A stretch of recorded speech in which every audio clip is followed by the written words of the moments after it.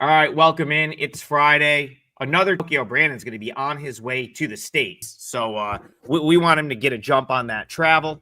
And so you're stuck with the two of us today, but we've got an hour's worth of baseball content and plenty of games to choose from, Brian Leonard. So let's get right into it. I told the folks yesterday that unless they were very, very loud in the chat on a certain game, I would try to stick to the games that have a little bit of meaning.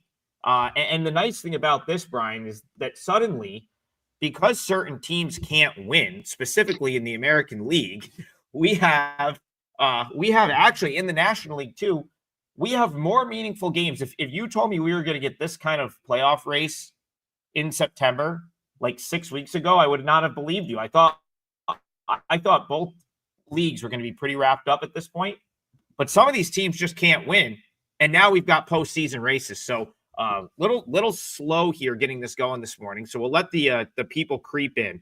But I think where we start, let's start in the National League with a large rivalry and one that's now very important to the San Francisco Giants, much more important to the Giants than I thought it might have been 5 weeks ago when it looked like they were out of it.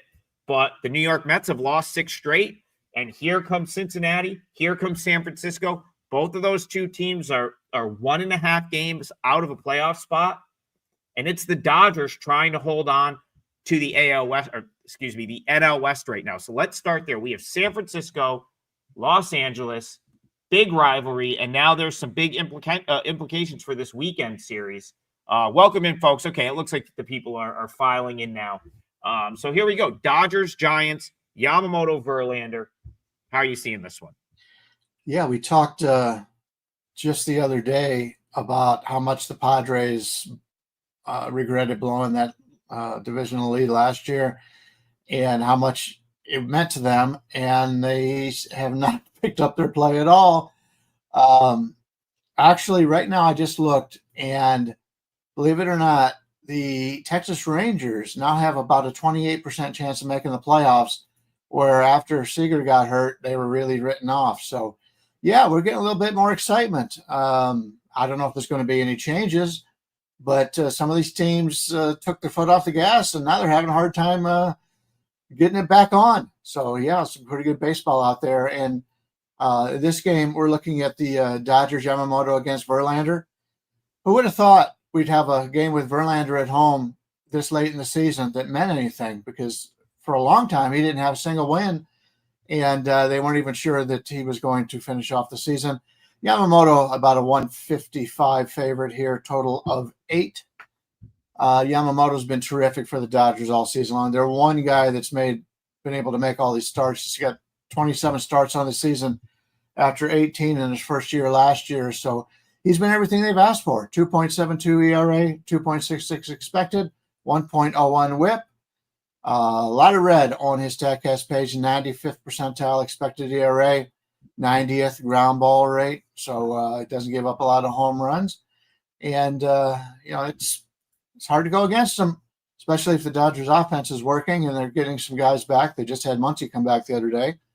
And so and they had Edman come back. So the Dodgers are getting themselves ready for where they need to be come playoff time, and some of their starters are coming back. So Dodgers are setting themselves up pretty well, getting up for this playoffs. The Giants, Verlander, just 3-10 on the season, but he's down to a 4.09 ERA, 4.20 expected, 1.39 whip, which is really last 2 years 1.39 and 1.38 on his whip, and that's not characteristic of Verlander.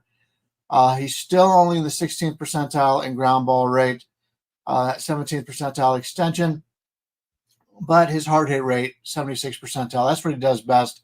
No, he's not traditional Justin Verlander, but he is a major league pitcher that is doing just as well as just about anybody else. I would have him on the lower side, but he's been much better lately than he had earlier in the season. Oh, and I'm taking a look at this game. I prefer the Dodgers, but I don't want to lay this number. If I can get something down in the 145 range, I may look at this. This is one of those games that I talked about earlier a month, 2 months ago, when I talked about the Dodgers picking games to play and games to sit out. basically not giving the management, not giving it their all. They're playing one of their big rivals, the Giants, Arizona, and Padres. Those are the games in which the Dodgers seem to get up for, like the Dodgers here. But the Giants continue. I mean, you take a look at the WRC plus over the last 14 weeks. Giants continue to be the best hitting team in baseball, 147. And it's been that way for about 3 weeks now. The next closest is the Mets at 126, and we know how hot the Mets were for a while. So I don't want to get in front of a hot batting San Francisco team here at that price. So slightly into LA, but probably won't get there. Yeah, I'm kind of like with you on not really wanting to play against either of these teams right now. The Giants, phenomenal energy in that clubhouse. They're kind of they're reminiscent of like a team like the Rockies had a couple of these over the years where they were out of it all year and they got super hot. I think 2018, and then of course the year they went to the World Series, which is a long time ago at this point. But that team, if you remember, was not even in the playoff mix, and I think they won like 16 of 17 to like sneak into the wild card. Eventually lost to the Red Sox in the World Series, I think 2007. Reason I bring that up is just to sort of make the illustration, like the Giants right now, not only are they hitting the ball well, but everything, the vibes are high, if you will, right? I think that's how what the kids would say, Brian.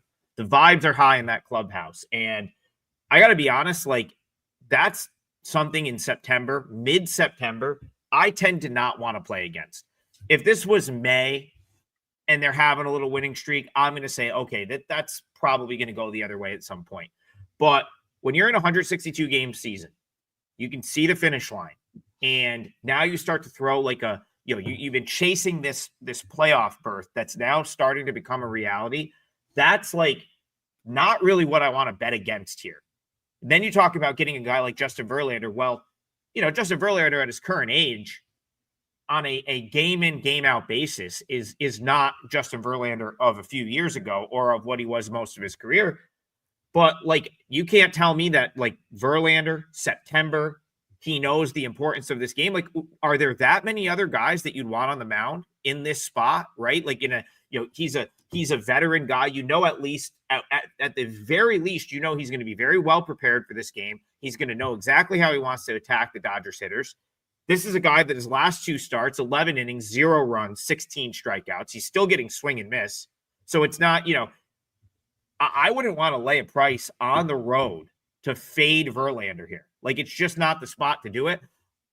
I'm not saying the Dodgers won't win this series. I'm not saying that there's not going to be good spots this weekend to bet the Dodgers. I think I'd prefer Giants plus 1.5 here in what feels like it's going to be a scrappy game. Like, this really, to me, feels like a game that kind of goes down to the wire. Maybe one way or the other, there's a timely hit that decides this one. And if that plus 1.5 got any more affordable, got any cheaper, I might grab it. Minus 130 feels like it's priced in the right spot. But man, Brian, I don't want to go against the Giants right now. There's just too much positive energy in that clubhouse for me to want to fade them and lay a price to do so. So I'd have to be on the Giants or pass. Yeah, I would agree a little bit with the plus 1.5 because you're getting a total of 7.5. And anytime you get a low total game, the 1.5 means more. Obviously, 1.5 in Colorado doesn't mean anything like it does in Chase Stadium or the Met Stadium, whatever they're calling it these days. But yeah, it's we're looking at some interesting totals on today's games, and I just saw that the Texas and the Mets game was just hit on the total, and that's another game that has a lot going on today. I'll just take this one over at this point because I knew you're going to get there eventually. But yeah, we got DeBrow going against Tong, and Texas since Seager has left, I'm really not impressed with their offense at all. And you've got DeGrom on the mound, and he's been great. And if you take a look at the park factors today in New York City for this game, the wind's blowing slightly out to the left, but it's still 9% is the runs, expecting 9% less than a normal Major League game. So I'm looking at the under in this game, and I think it has a little bit of value because I just don't trust the offenses between these two teams right now. We're looking at as I said, the Mets with Tong going. Tong has pitched 2 games, and the first game he looked really good. Then he had to go on the road to Cincinnati, a big home run hitting ballpark, gave up 3 home runs in that game. That's really not what we expect out of him so far. It's only a small sample size. He's only pitched 11 innings, but he should be around league average in that regard. So giving up 3 home runs on the road, I think, is something you're not normally going to see out of him. He comes in with a 4.09 ERA, 4.15 expected, 1.18 WHIP. His overall numbers good, very good, but not great like he looked in that first start. But I think we'll see more of him at his best in this one. DeGrom, 2.78 ERA, 3.24 expected, 0.93 WHIP. Yes, his ground ball rate's in the 42nd percentile, hard hit 47th, barrel rate only in the 55th, but he keeps these guys off balance, and he's still got that great fastball, 97.5 miles an hour. He's in the 83rd percentile in the strikeout rate, foof rate 85th percentile, chase rate 91st, and he doesn't walk anybody in the 86th. So if I'm looking at a game that has some meaning today, and we know this has meaning for both teams, I think this is going to be your traditional National League game before they even had the DH, where a 3-2 final, something like that. It got hit a little bit. It was slightly to the over in the 7.5, and I saw some money come in on the under a minute ago. I'm going to lock this in right now is my parlay piece. I'm going to use the Texas game under 7.5. You can get it at minus 110 a lot of places out there.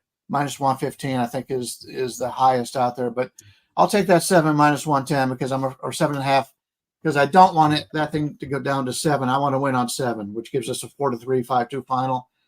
So I'll get my parlay piece out early on this busy card for a Friday. I love it. I'm right with you on this game being a tight pitcher's duel type game. Tight game. Both teams need it. I think you'll get the bullpen management as if this is a game 1 or 2 of a playoff series where, you're going to see managers try to make moves to make sure that the big inning doesn't happen. So if, maybe less so with DeGrom, but I do think if Tong was to get in trouble, it'd be a quick hook, just because he's got a little less street cred at this point, right? Like you trust DeGrom to work out of a jam like that. I don't know if the leash is going to be as long for Jonah Tong. Now, Hurt, yes, my Giants playoff ticket is still alive. And if you watch my video on Tuesday, free pick video right here in the WagerTalk YouTube channel, Brian Leonard, I gave out Rangers plus 12-1 to win the AL West. I said it was the right price, a good time to jump in with that. And I'm pretty happy with myself right now because I think it's down to like 9-1.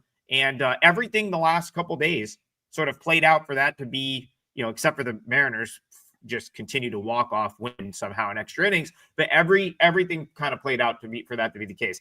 I will say this, Rangers or Mariners win that division, I'm going to do okay. Your boy is screwed if the Astros win it. So we need them to keep losing. But neither here nor there. Back to this game.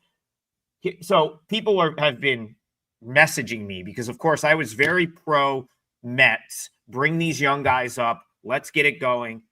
And it worked for a minute. And now the Mets have lost 6 straight. And they're like, Trig, what the hell? This team's are they even going to make the playoffs? Well, let me go back to what I said. I said if the Mets want to have a chance this year, they need to see if this works. I did take some positions on the Mets at that point in time, but really the whole thing was, Brian, like, let's get these young guys up. They need these types of games so you can see if they're going to matter in the playoffs. So you can see if they're going to help you in the playoffs. So I didn't expect Tong, McLean, and Sproat to come out and just be number 1, number 2, and number 3. The goal was bring all 3 of those guys up and see which one can be a starter. It's probably going to get one. And I almost think that you've probably got it with McLean. That being said, I still think Jonah Tong's very good. Remember, this guy had 2 starts at AAA and right to the big league. So do I think that, like, him giving up a couple long balls last time out is like the end-all be-all for him? No. Do I think him going out and throwing 5 shutout innings or whatever he did against the Marlins is like he's going to do this every time? Probably not. He just hasn't had enough experience at this level. But having watched him pitch at Binghamton, and just seeing sort of how he carries himself, I wouldn't be surprised if he bounced back here. He's got great stuff. Changeup is really good. I just think that the Reds had a good game plan for him. And then, of course, we always go back to Great American Ballpark. It's not a hard ball, not a hard park to hit the ball out of. And correct me if I'm wrong, Brian, that was his undoing in that game, right? A couple long balls. Yeah, he had 3 home runs. And keep in mind, that was his first major league road game. And to play it in the obviously Colorado, but Colorado and Cincinnati are the 2 parks that you have to question. Even the good pitchers get bombed in those parks. So it was a learning experience for him. Now he's humbled a little bit. And I think he's going to come out and pitch a good game here. Yeah, I can't disagree with that. The park factors at Citi Field, Brian talks about them all the time, generally favorable to pitching. And, go back to the magnitude of this game.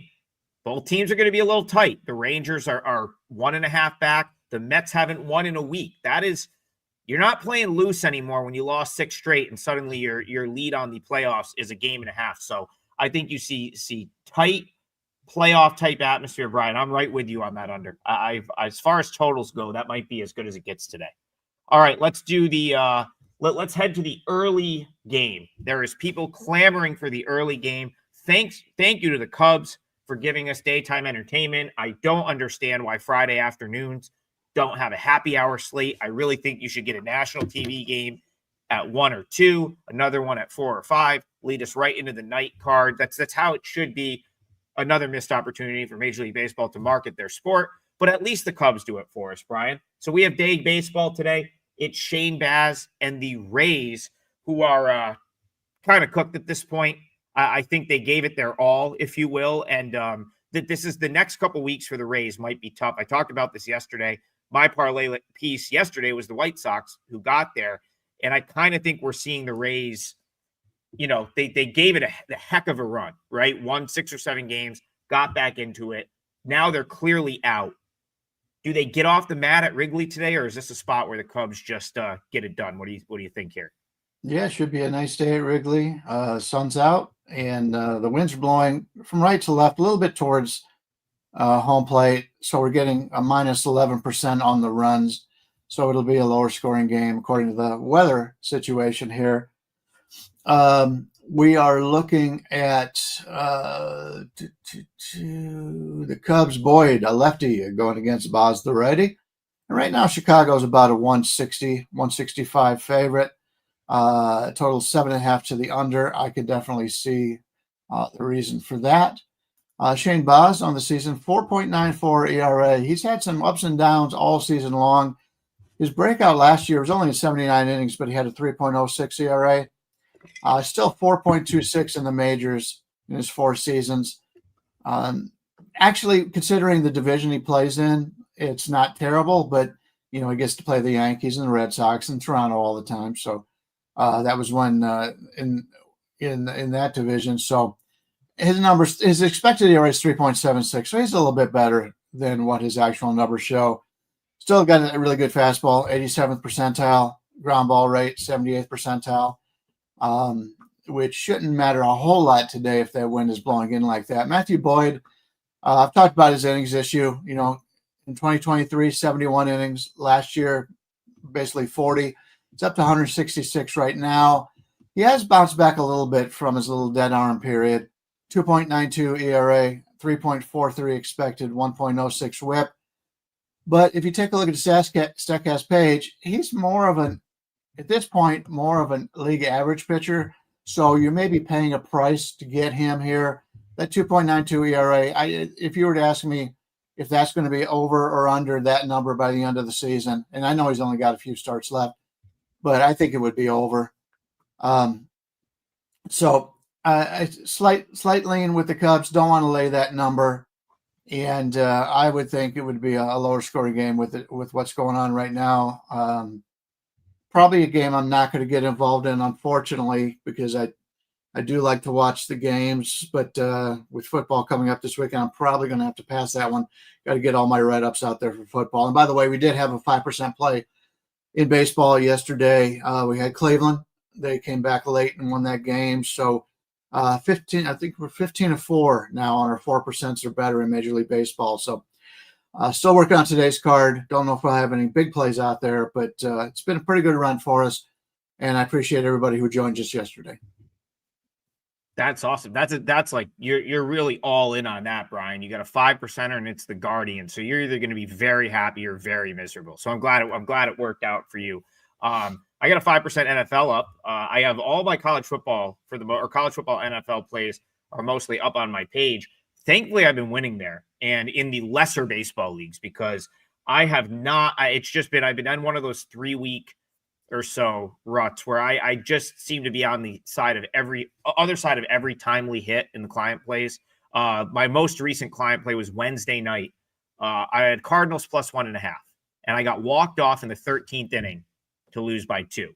So that's just sort of, I didn't play anything in MLB yesterday. Should have actually played the White Sox. That was my parlay piece. But I can't complain because I'm winning overall. So it'd be really bad of me to come on here and just like vent because all the other stuff's winning, and we'll get there in MLB at some point. And if I have one, if I lock it in on this show at any point in time, I'm just going to let you know. So obviously stay tuned to the end. And that was my sort of roundabout way at promoting myself because Tokyo Brandon's not here today. And I always forget to promote when he's not here. And someone in the chat said no TB today. He's on his way to the States and he's got a long flight ahead of him. So he needs to kind of get his ducks in a row before, I suppose. What's that flight, like 15 hours? It's like a really long flight, right? To Phoenix or wherever he's going. Yeah, we're gonna. He's flying into Phoenix. He's going to be in Vegas. I think Thursday or next. Yeah, pretty soon. Next week or whatever. And we're going to head out, and I'll take some pictures. Got to know a lot of people like TB and see what he dresses like. He normally dresses like a normal person in the United States, but you never know. It's Vegas. Maybe in it's Phoenix, Vegas.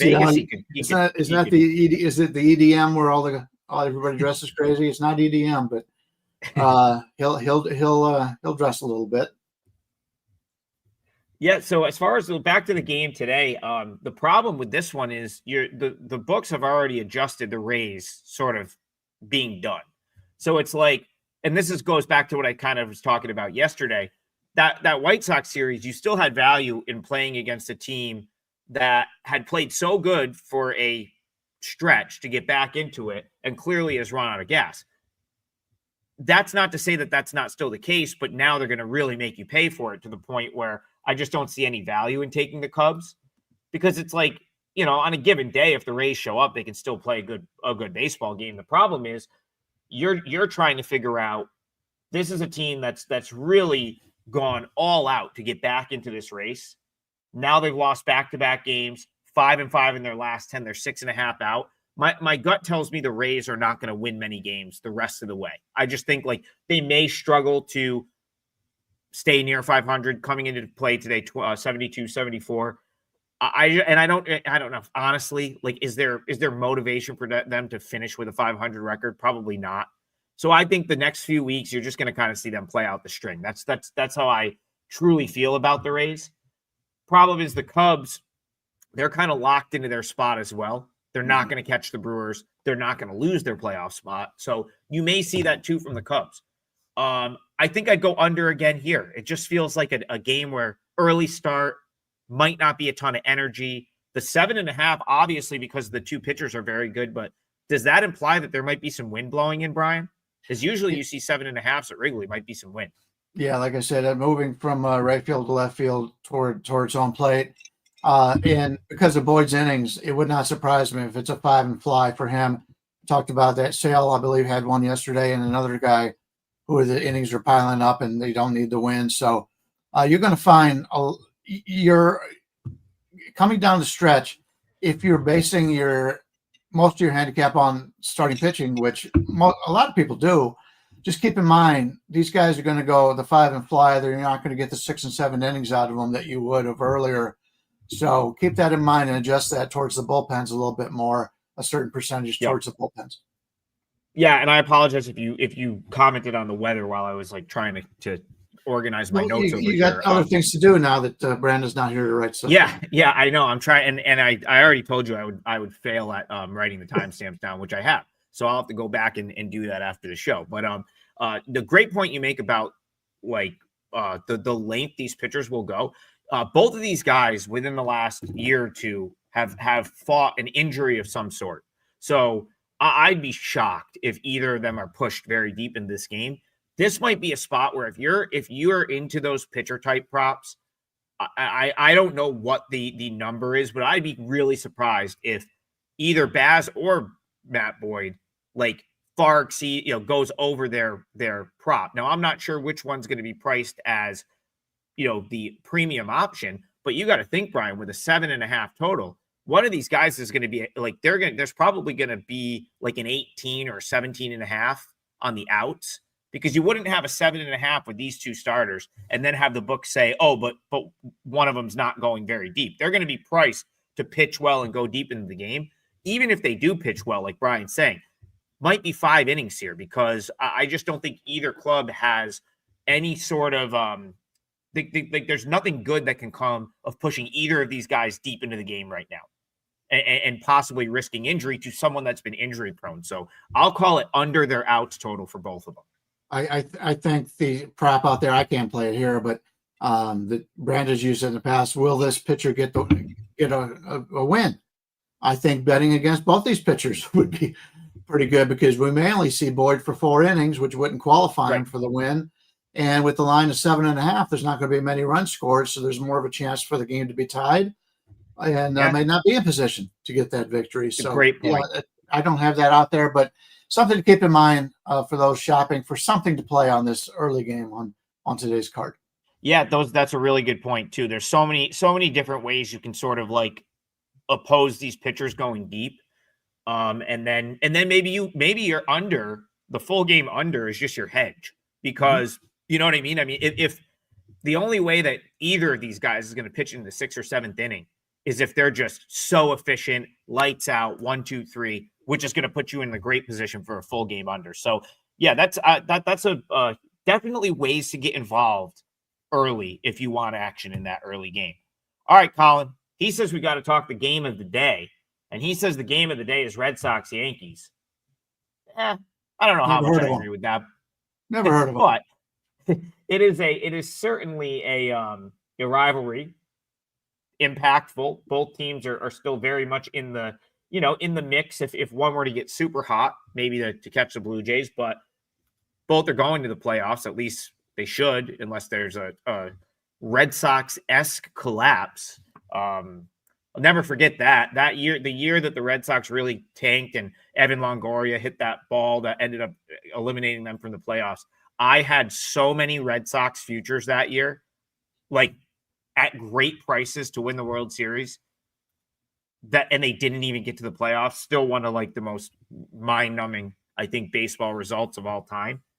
Can't remember. That had to be like 10 years ago at this point, but I'll just never forget, like Longoria was like in a meaningless game, like hit a walk-off that I think eliminated the Red Sox from the playoffs after being like 10 games up going into September. Anyway, digress right there. Back to this year. Yankees, Red Sox. What do we have tonight, Brian? Lucas Giolito, Fenway Park? That's what I'm seeing here. The win, the runs expected is 9% more, which is Fenway's a pretty good hitter's ballpark. The wind's blowing from right to left, slightly out, but not a ton, not a lot of sun there, so it's not going to be one of those type of days. But the Yankees and the Red Sox have got Hill against Giolito. Hill's about a 120 favorite in that range right now, total of 8.5 to the over or 9 to the under, pretty much right in the middle there. When I'm taking a look at this game, you take a look at what Luis Hill has done since he's come back. He's only had 35 innings so far. 3.31 ERA is not bad, but his expected ERA is 4.87, 1.53 whip. That's what he does. His walk rate is, believe it or not, right now his walk rate of 14.9 is a career high. The last 2 years it went down a little bit, but that's just still, he's at 12.9 in his career walk rate. And these teams know each other very well. They're going to be, Boston hitters are going to be very patient with Hill. And even though he's only pitched 35 innings, a lot of the numbers on the StatCast page are not solidified, just not enough pitches thrown yet. A lot of it is in the blue. He has not been that great, even though he's got that 3.31 ERA. I trust the expected ERA, much more than that. Lucas Giolito, very similar, 3.38 ERA, 5.00 expected ERA, 1.26 whip. While his extension is in the 72nd percentile, that's the only thing he does in as a pitcher that's in the red, meaning it's better than league average. Everything else is in the blue. The best other thing he does, hard hit rate, 48 percentile. So we've got two guys whose their ERAs are lower than the way they pitched this season. And I can't believe Lucas Giolito's got a 10-3 record with this 5-run expected ERA. That tells me that they tend to hit when he's on the mound, which points me to what I like on this game, and that's the total over. Boston, for if I'm correct, they've dominated the Yankees all season long. Yeah. But these are two teams that are mostly, when they get together, unless they've got some really good aces on the mound, they're going to be higher scoring games. We could get, there's 8.5s out there right now at minus 120, minus 125. I think that's not a bad bet there. It may be something I use on my card today, but I prefer the offenses here going against righties, and that's what most Major League Baseball teams do. 2/3 to 3/4 of the starters they see are right-handed. So, I kind of like the over here. I'm not fans of either one of these pitchers, and to get a number in Boston, either the 8.5 over or the 9 to the under is kind of a cheap number. So I like the over in this one. Brian, I think we have to do, this might be the first time, I think we're going to do the consensus parlay, because you and I both agree on, I think, what would be our two favorite totals of the day. That Rangers under and then over in this game. Before you even said that, I had my numbers up and I was like, wow, I've got a pretty big numerical edge on the total at 8.5. Both of these pitchers, you talked about expected ERA. And so I'll actually just go a different angle that I think helps this one over. We are at the point of the season where I don't think any hitter on the opposing team fears anyone coming out of that dugout, anyone coming out of that bullpen. All of these relievers have been hit at some point by the other team this year.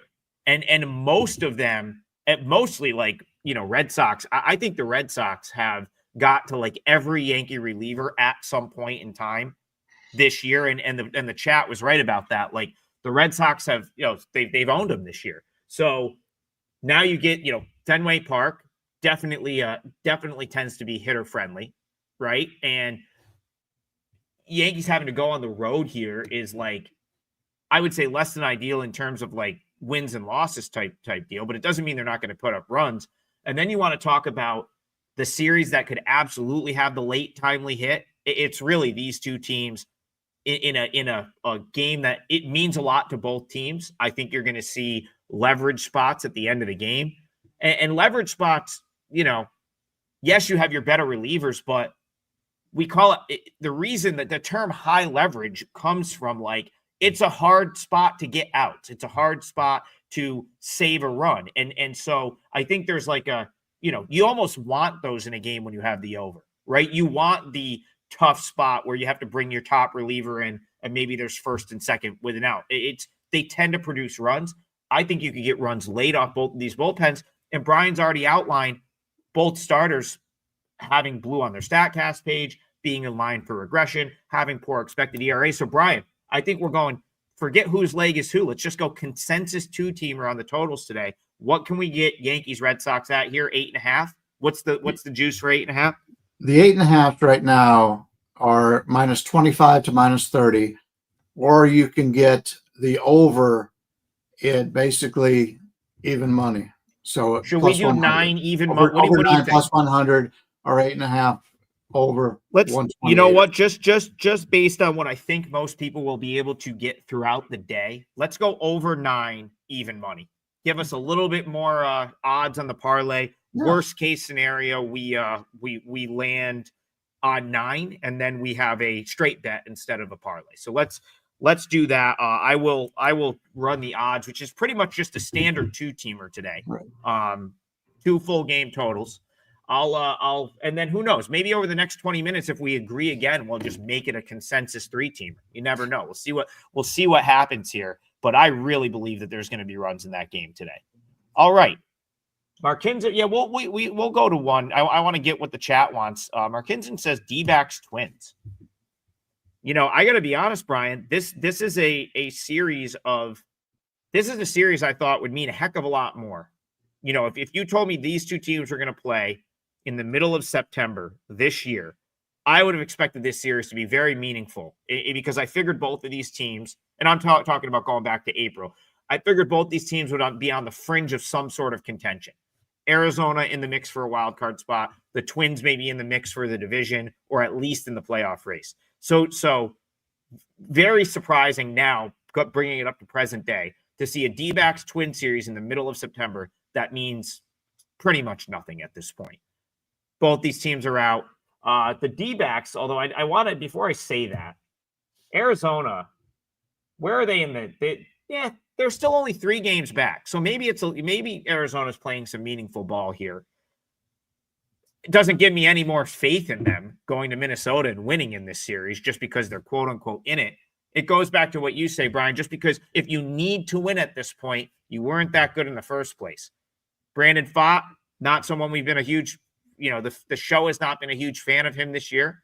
And it looks like Pablo Lopez is going to be back in the bigs. He's been at St. Paul for a while now, so he should be pretty back up to speed from a pitch count standpoint.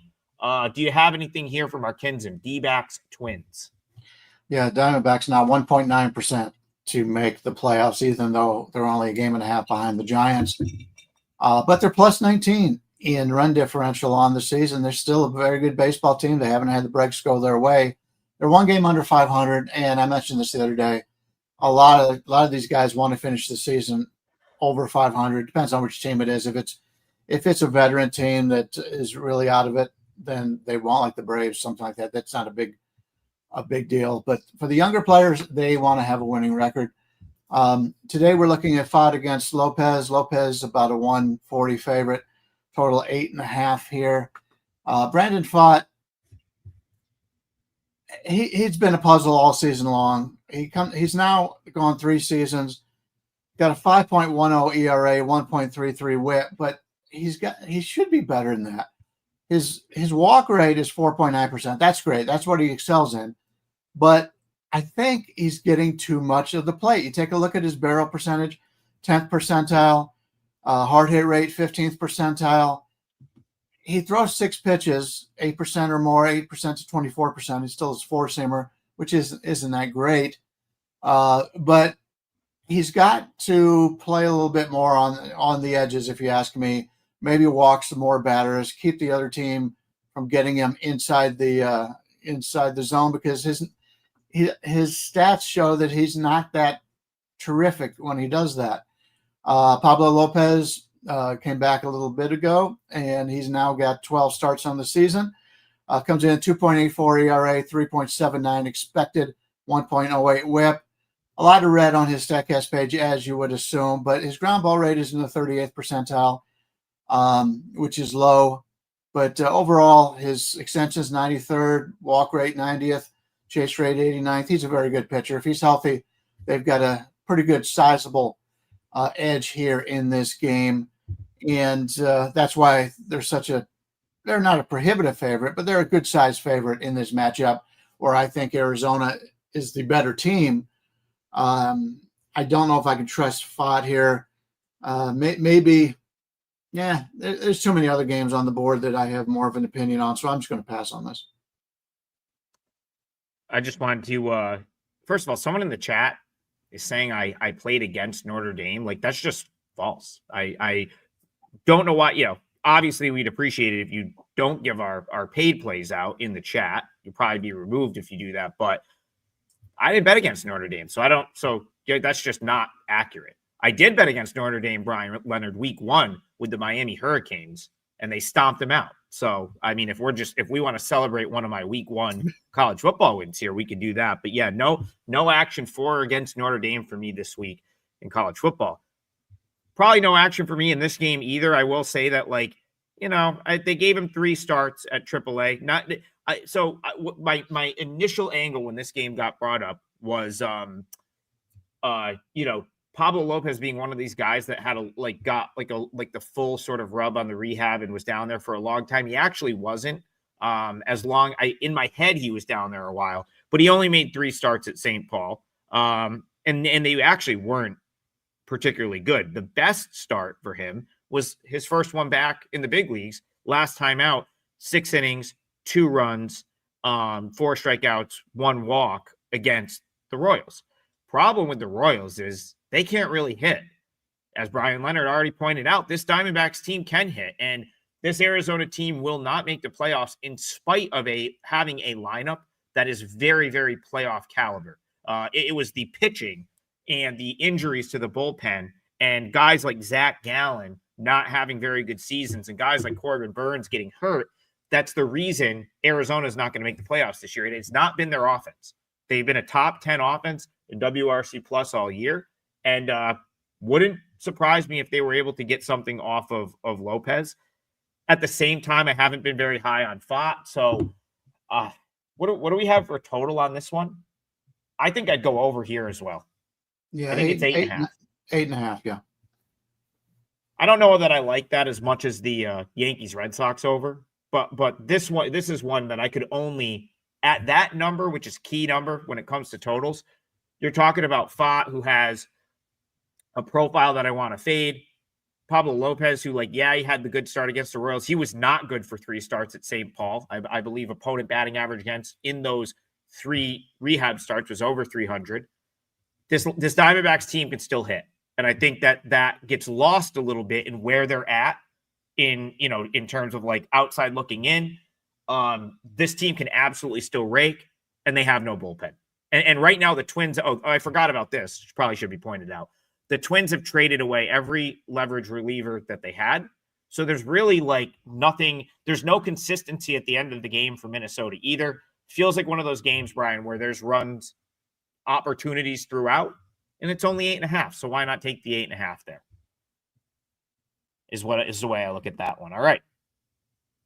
Let's see. Here we go. And Turnbuckle Tommy makes kind of a good point. The Dbacks as just from the sheer fact that you're going to get plus money here against the Twins. I do kind of agree with that statement. Wow. Plus 120. It's almost like this truly feels like it should just be a minus 105 type coin flip each way. So I wouldn't argue with you if you were hey, there's some value there on the underdog. Yeah, because who the hell knows what's going to happen with either of these two teams? All I see is runs. So yeah, I wouldn't put you off taking the plus money there. And I think, Brian, some sharp people have come in and decided that they were going to do that, because I think this one's moved down about 10 to 15 cents since before we got on the show. You said Twins were minus 140 at one point. I'm thinking they're probably close to minus 120 now. So I can't confirm that though. They're not in the 120 range yet. The lowest I'm seeing is 134. But okay, yeah. So I have one of the sharper books that I look at has moved lower than that. I don't know if it's a precursor, but wouldn't surprise me one bit, because that plus money, especially that type of plus money, plus 120, plus 125, yeah, on that Diamondbacks lineup is not a bad deal. All right, let's see where we're going to go from here. I want to get one more of the kind of the games that are really going to impact the race. Let's go out west. Let's do one more of these out west. Brian Leonard, how do the Mariners keep winning games?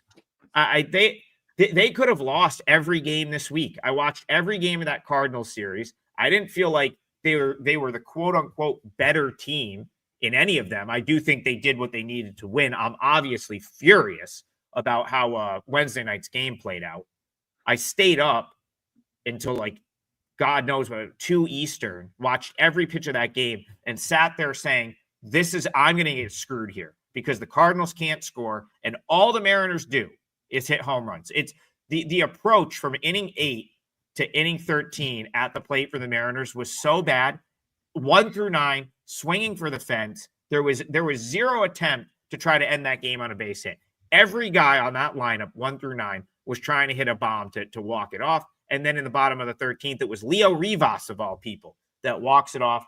with a 2-run homer. Fast forward to last night, and they do it again.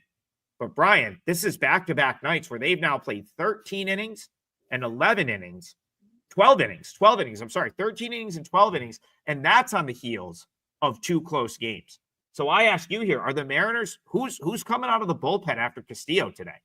Maybe Tokyo Brandon might have to stop in Seattle on his way and throw a couple innings of relief, because I don't know where they're going to get bullpen arms for this game. Yeah, it's a great game to talk about. I do want to touch on, since there is football games today, I put out a $5 play in college football earlier in the week. I pulled it down because I wanted people to get it for $5. I still like it. It's still a very good play. I just didn't want to sell it to anybody else, and I wanted to give it to everybody for $5, and they got that, and I appreciate everybody that bought it. But yes, I still like that play. I just did not want to sell it for 25 when you could have got it for 5. And so anyway, yeah, this is the game that I had circled coming in to find a way to play this one way or the other. And because I'm with you, Seattle, this is what, 2 or 3 games in a row. They're on a little nice winning streak, and now they're tied for first place with the Astros. And in this division, anybody who's in first place is a team I want to go against, because they don't want to hold on to that. They're winning it by default, and that's the situation we've got here with Seattle. Kikuchi, the lefty, going against Seattle, and Castillo. I was a little surprised by the total here being 7.5. Yesterday, the total was 7.5, and I liked yesterday's pitchers better than today's pitcher. Kikuchi comes in here. Castillo's about a 180 favorite right now, in that range, 180, 185. Total 7.5. I don't want any part of Seattle at that number. I'll tell you that right now. Kikuchi comes in at 4.18 ERA, 4.68 expected, 1.48 on the WHIP. He's not had a good season. His extension in the 80th percentile, and everything else is basically in the blue. It's been a down season for the guy, but in this price range, I may have some interest. Castillo comes in 3.85 ERA, 4.35 expected, 1.27 WHIP, which is high for him. And the only good thing on the board for him when it comes to the StatCast page is his walk rate, 76th percentile. But his extension is the 1st percentile, hard hit rate 6th percentile, average exit velocity 10th, barrel rate 13th. Is that really a guy you want to back in the 180 range?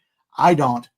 I think the better way we could play this, if you don't want to take the big plus money with the Angels, and I can understand that. While Seattle's been winning these late games, the Angels have been losing these late games, and the Angels bullpen is not very good. But if you take a look at the team total here, you can get, if the Angels score 4 runs, you're getting plus money back, because the 3.5 is under anywhere from like 132 to 140.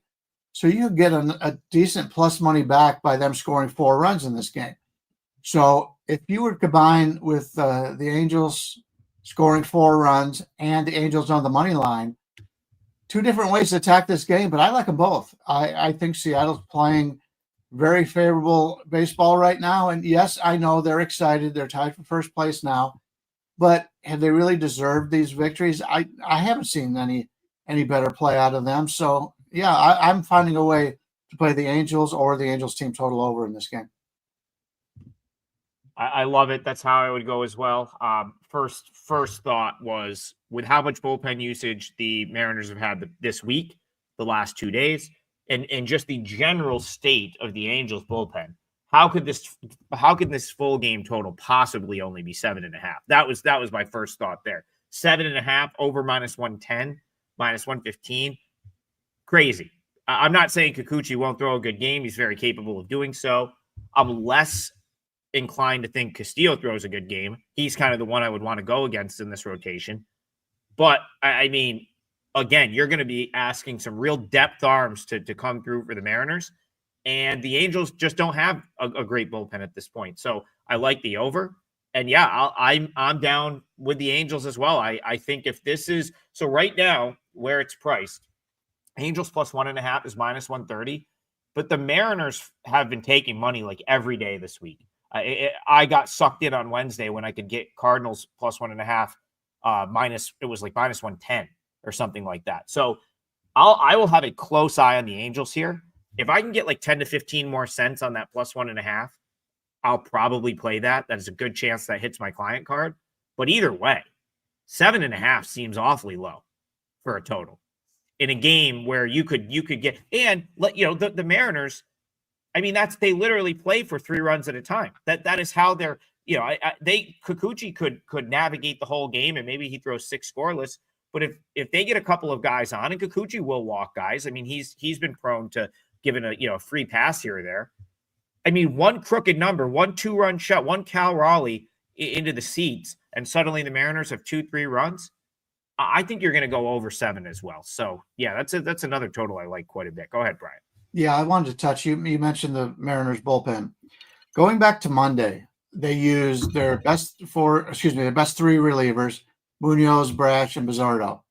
On Tuesday, they used 5 relievers, including their best 3 guys. On Wednesday, they used 6 different relievers. And then yesterday, they used 6 different relievers, including Munoz, Brash, and Bizzardo. So their 7th, 8th, and 9th inning guys have been used 3 out of the last 4 days. Chances are you may not see any of them in this game. Then you take a look at Spires and Ferguson. They pitched 2 out of the last 3. Vargas, Jackson, and Castillo have all pitched back-to-back games. Then you got Emerson Hancock, who they just brought to a reliever. It would not surprise me if Emerson Hancock comes in as like a long reliever in this game. Yep, that's what they want him to do. Yep. Yeah, and so he's looked good out of the bullpen, no doubt about it. But this is a really short bullpen that they're going to have tonight.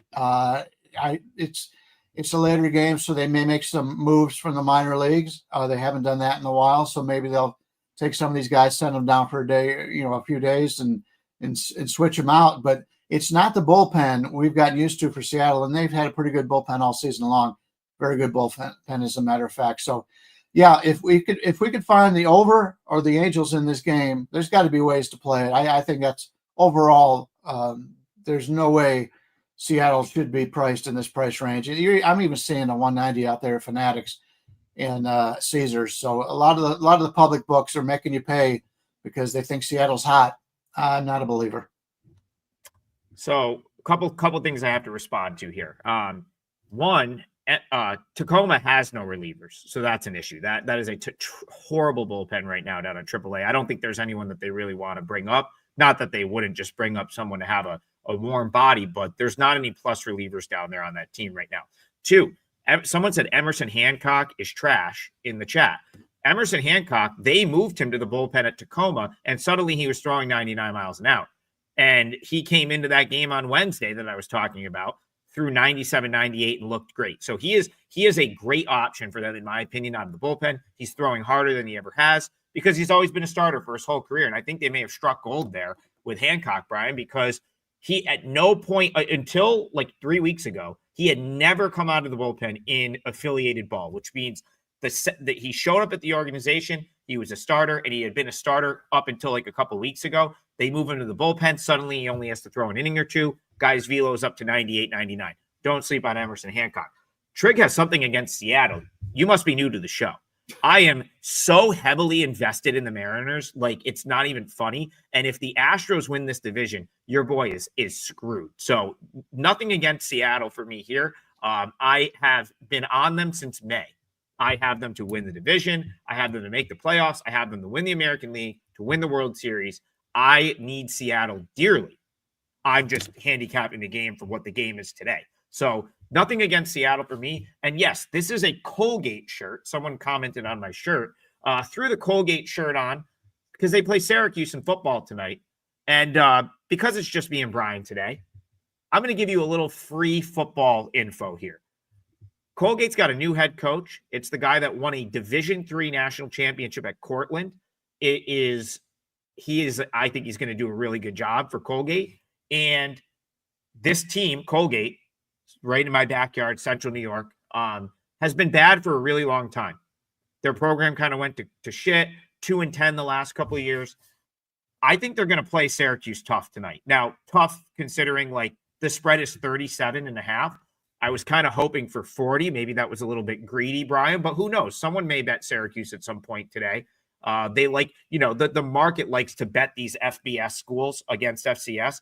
If that gets up to 40, your boy's probably betting Colgate tonight. And this is, someone's like, was that a Cubs shirt or a red shirt? Nope. Colgate, Raiders, Central New York, Hamilton, New York. So I just wanted to clarify that. Go ahead. I just wanted to point out, because I thought the same thing. When I saw you with the Colgate shirt, I go, that's strange. And then I saw they were playing Syracuse. Normally, I know it's a baseball show. Normally, if the line at 37.5, you don't see a big change. Circa, the probably takes more money in Vegas than anywhere, and they've got a few other states now. Somebody just hit Colgate and brought it down to 35.5. So if you do want to play Colgate, grab that 37.5 now, because for a 2-point change in the line, Circa's telling you right now, somebody that they respect came in and bet Colgate, and they're dying for money to come in on Syracuse. So if you are going to bet a game tonight, you're not going to use one of our regular plays, get something for free. Yeah, I could see playing Colgate right now at 37.5. Yeah, and I thought it was ambitious to get higher, but I will tell you one other thing about Syracuse is it's kind of like a walk. I talked to one of the season ticket holder I know well at a dinner the other night, and basically he was like, yeah, this is pretty much a walkthrough.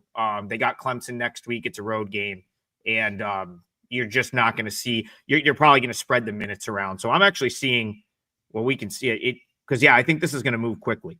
So I am – hey, let's see what we still have here because, still there is still 37.5s out there quite a few places. A lot of them. I am giving that out for 3% right now. So you get one of my football plays for free. Just because I wore the shirt. There's a great question from the chat. So it's a baseball show, but I know you guys want the paid plays. Someone was trying to give them out in the chat earlier, so I'm just going to beat you to it. I'm just going to give it out myself, but I just locked that in right now. Colgate plus 37.5. Last year. So now that we're now we just might as well go into it. Now that we're talking about it, we've already got the parlay locked in. There's only 3 minutes left. Last year, the Patriot League team that came in and played Syracuse was Holy Cross. I believe the final score of that game was 42-14. 42-14. So what's that? You're trying to do math in my head. 28-point difference. My gut says it's going to be a similar game. I think you're going to get a similar game right there to that game because Colgate's much, much improved from what they were last year. Syracuse is worse, in my opinion. That's another thing. Let me just make a point here. This Syracuse team is not good. If there's one takeaway from this show that you really take away, other than all the great baseball info we've given out today, Syracuse football sucks this year. They are not good.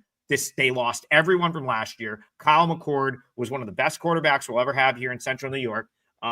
They're just not a good football team. And they've now played Tennessee and UConn back-to-back weeks. I don't know if they've announced guys out, but guys are definitely banged up. And there's no way they're going to risk guys getting hurt when they have Clemson on the road next week, a game that Syracuse cares about for whatever reason. Syracuse has this they think Clemson's their rival because they're just delusional fans, but Clemson doesn't give a shit about Syracuse. For whatever reason, Syracuse cares about Clemson just because 6 years ago, they upset them on a Friday night as a 24-point underdog. So for whatever reason, Cuse really cares about that Clemson game. And I have a feeling that most of the starters will be out by halftime. So 37.5 points, Brian, Colgate Raiders, head coach, Kurt Fitzpatrick won a D3 national championship at Cortland State, which is where Mallory went to college. So that was 2 years ago. Very cool moment for Cortland. And I think he's going to do a great job at Colgate. So you never know what you're going to get on this show. And it turned into a college football show for 10 minutes. So I ended up playing it myself. I just sent it to clients for a 1.5 star. Love that. Love that we're all on Colgate tonight. Yeah. Listen, it's a work in progress. 37.5 points, a lot of points though. So let's go Raiders. Great helmet, by the way, Brian. Their helmet, they went back to the old sort of Colgate logo where it just says gate with the apostrophe. Very, very underrated logo. This is the new style logo, this kind of Cubs looking C. But back in the day, they had the C with the apostrophe gate, and the helmets just say gate. Tremendous helmet. I was at the Colgate opener. against Monmouth, and that was very cool. So, all right, we are at the end of the show. Wow, free client football plays from both of us on the show. How about that? I bet you guys didn't think that you were going to leave this show betting the points, but here we are. And we also got a two-teamer for you that we both very much agree on. So really more of a consensus two-teamer tonight. And it's going to be pretty standard two-team odds, but I will, just for the heck of it, run it here quickly. We have, what did you say? It was minus 110 on that Rangers under? Texas under minus 110, and yours is plus 100. Yeah, so we'll take plus 281 on that parlay, and obviously shop it around, but give or take. So that's your parlay today. Rangers Mets under 7.5, Yankees Red Sox over 9, and then a separate bet. You said you put 1.5 units on Colgate. Yeah, love it. I gave it out for 3 units to my clients. So feel free to go ahead and throw some units on the Colgate Raiders, because that's what our clients will be doing as well. Plus 37.5, which might be gone by the time we're off the show, because people love to copy Circus. So if they move, you can pretty much rest assured that these other books are going to move it. But that's what you get for tuning in live right here. Yeah, that's what you get for showing up live. So we appreciate you guys. Over 1,000 of you in the chat live, which is awesome. It's 10 a.m. That's all for us today. We will see you guys on Monday. Good luck this weekend. Cash all your tickets. Have a great weekend. We'll see you Monday. Welcome. I am Ralph Michaels. NFL Week 2 TNA. That means trends and angles. This is the WagerTalk NFL TNA report. Segment 1. We're going to talk about teams that won their season opener. Welcome in to camp.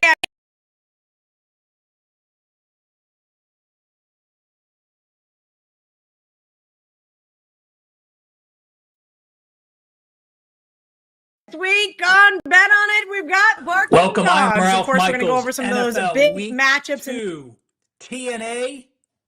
That means trends and angles. This is the WagerTalk NFL TNA report. Segment 1. We're going to talk about teams that won their season opener and lost their season opener. Segment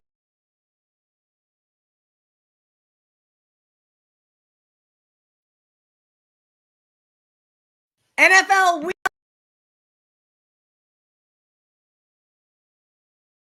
Welcome, I am Ralph Michaels. NFL Week 2 TNA. That means trends and angles. This is the WagerTalk NFL TNA report. Segment 1. We're going to talk about teams that won their season opener and lost their season opener. Segment 2. We're going to talk about division teams with double revenge. And make sure you stay tuned to segment number 3.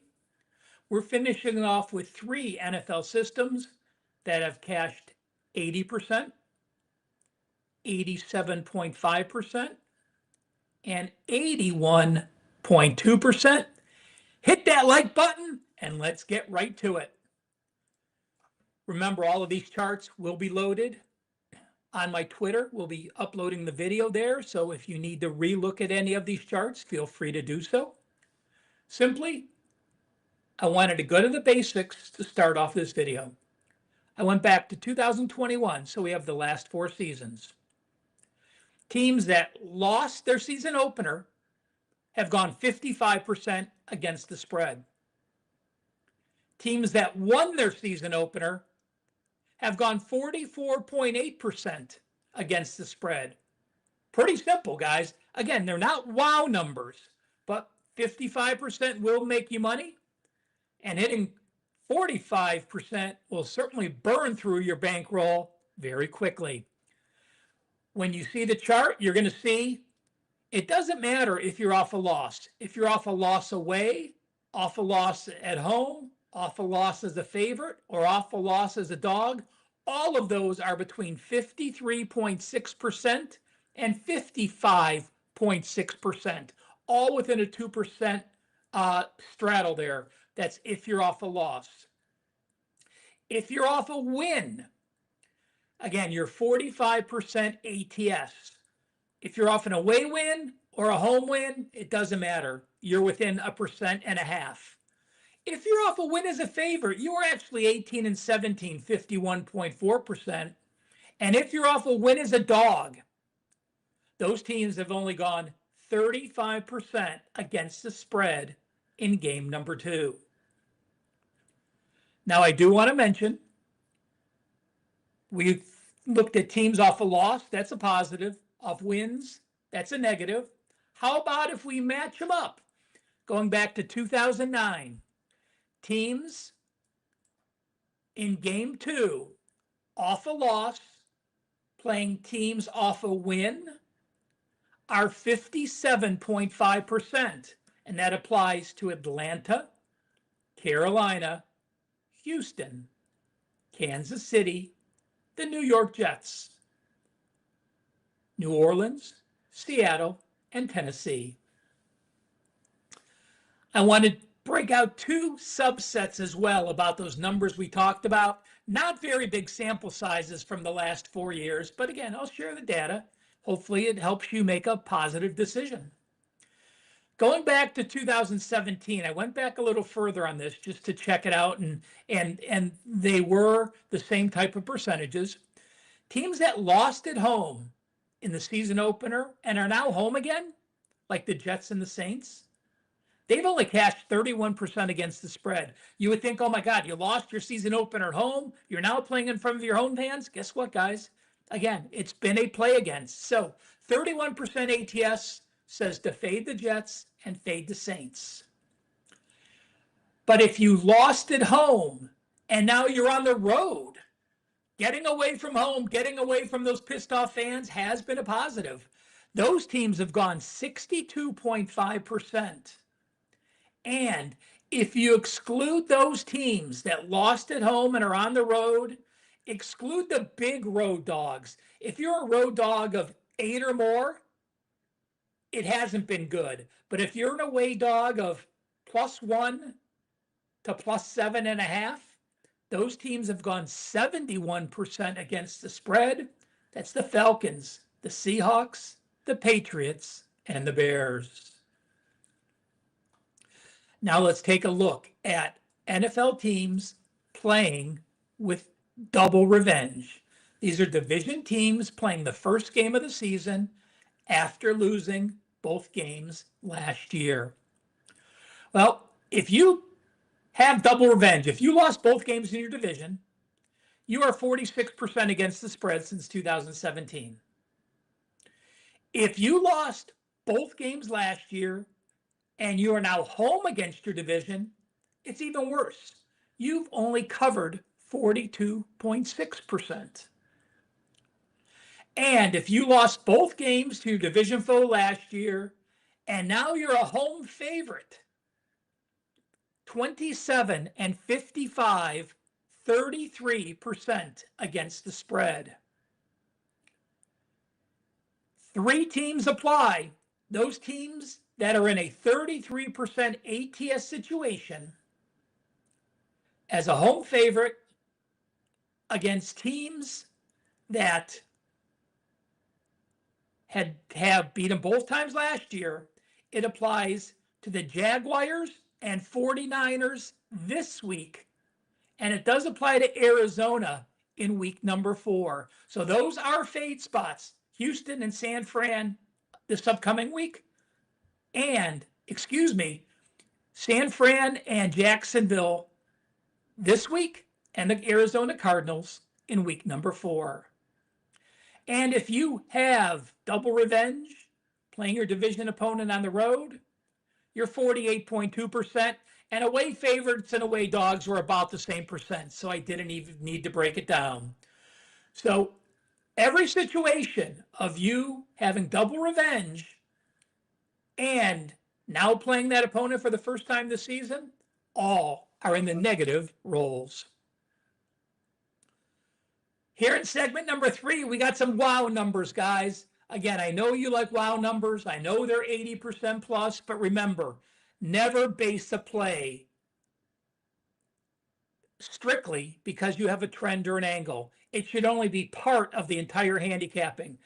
The situations, the schedules, the matchups, the injuries, all of that has to go into it with, again, trends and angles being a portion of that final determination.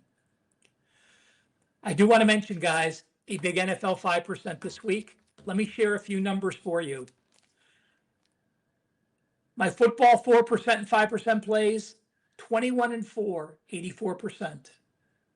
My NFL teasers 4% and higher, 7-0, 100%, and 14-1, 93%, going all the way back to November 2023. Last year in the NFL, 5 top-rated 5%. I went 5-0. Don't buy that 5% though, guys, this week. It's $35. We have an incredible Weekend Warrior football special. Get all my college football on Saturday, all my NFL on Sunday for just $49. That's only $14 more than the price of a 5% release. And hit that like button, please. Make sure you're following WagerTalk on all the social media networks. And if there's a trend you want to see run, please share in the comments, and hopefully you'll be making an appearance on an upcoming NFL TNA show very soon. All right, let's close down segment number 3 with 3 trends, all 80% or higher. Since 2014, teams that are winless in the NFL on the road as a small dog or a favorite, like the Patriots and the Bears, have gone 32-8-2, 80%. So all you have to do is be off a home loss as a favorite, and now you're on the road as a favorite or a small dog, and you're winless. So again, this doesn't apply to only this week. This trend continues, so write it down and keep track of those winless teams to see if it occurs. 32 covers, 8 ATS losses, 80% system, New England and Chicago. This one is specifically for game 2. You're an away favorite. You are off a win as a home favorite. And you are either a dog or a favorite to -7.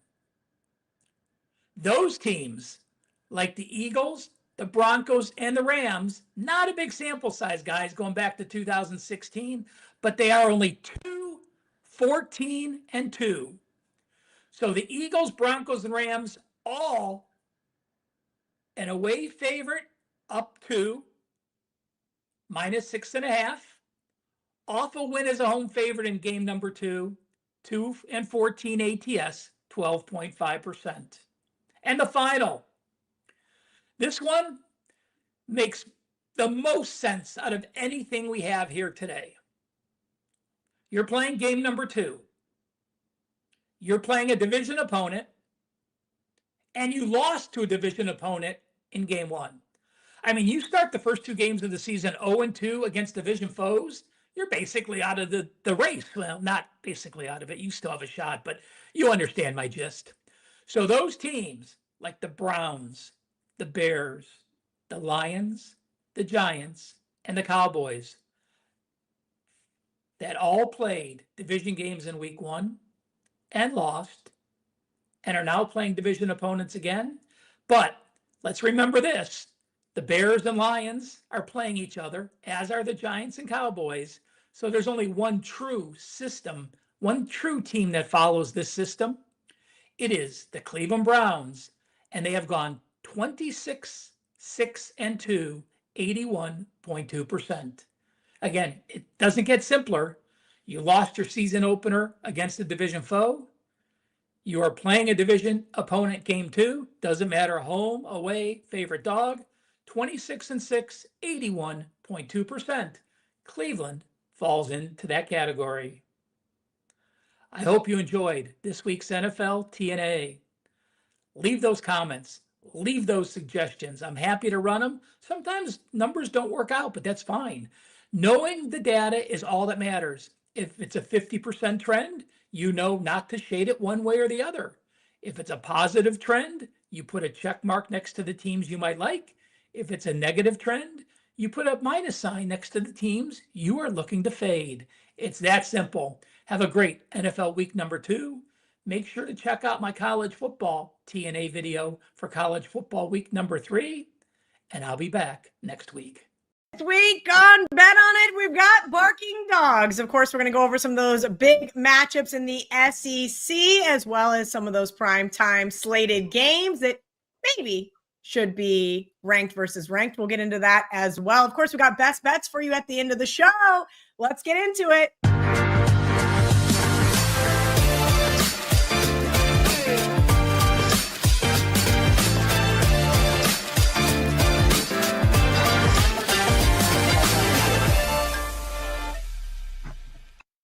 Bet on It, college football week 3. Kelly Stewart here. You guys know me as Kelly in Vegas. Marco D'Angelo, contrary to what the comments say, does not get to dictate my outfits. We're going to cover them up today. You know why? Because we've been getting killed in college football, and something's got to change the mojo.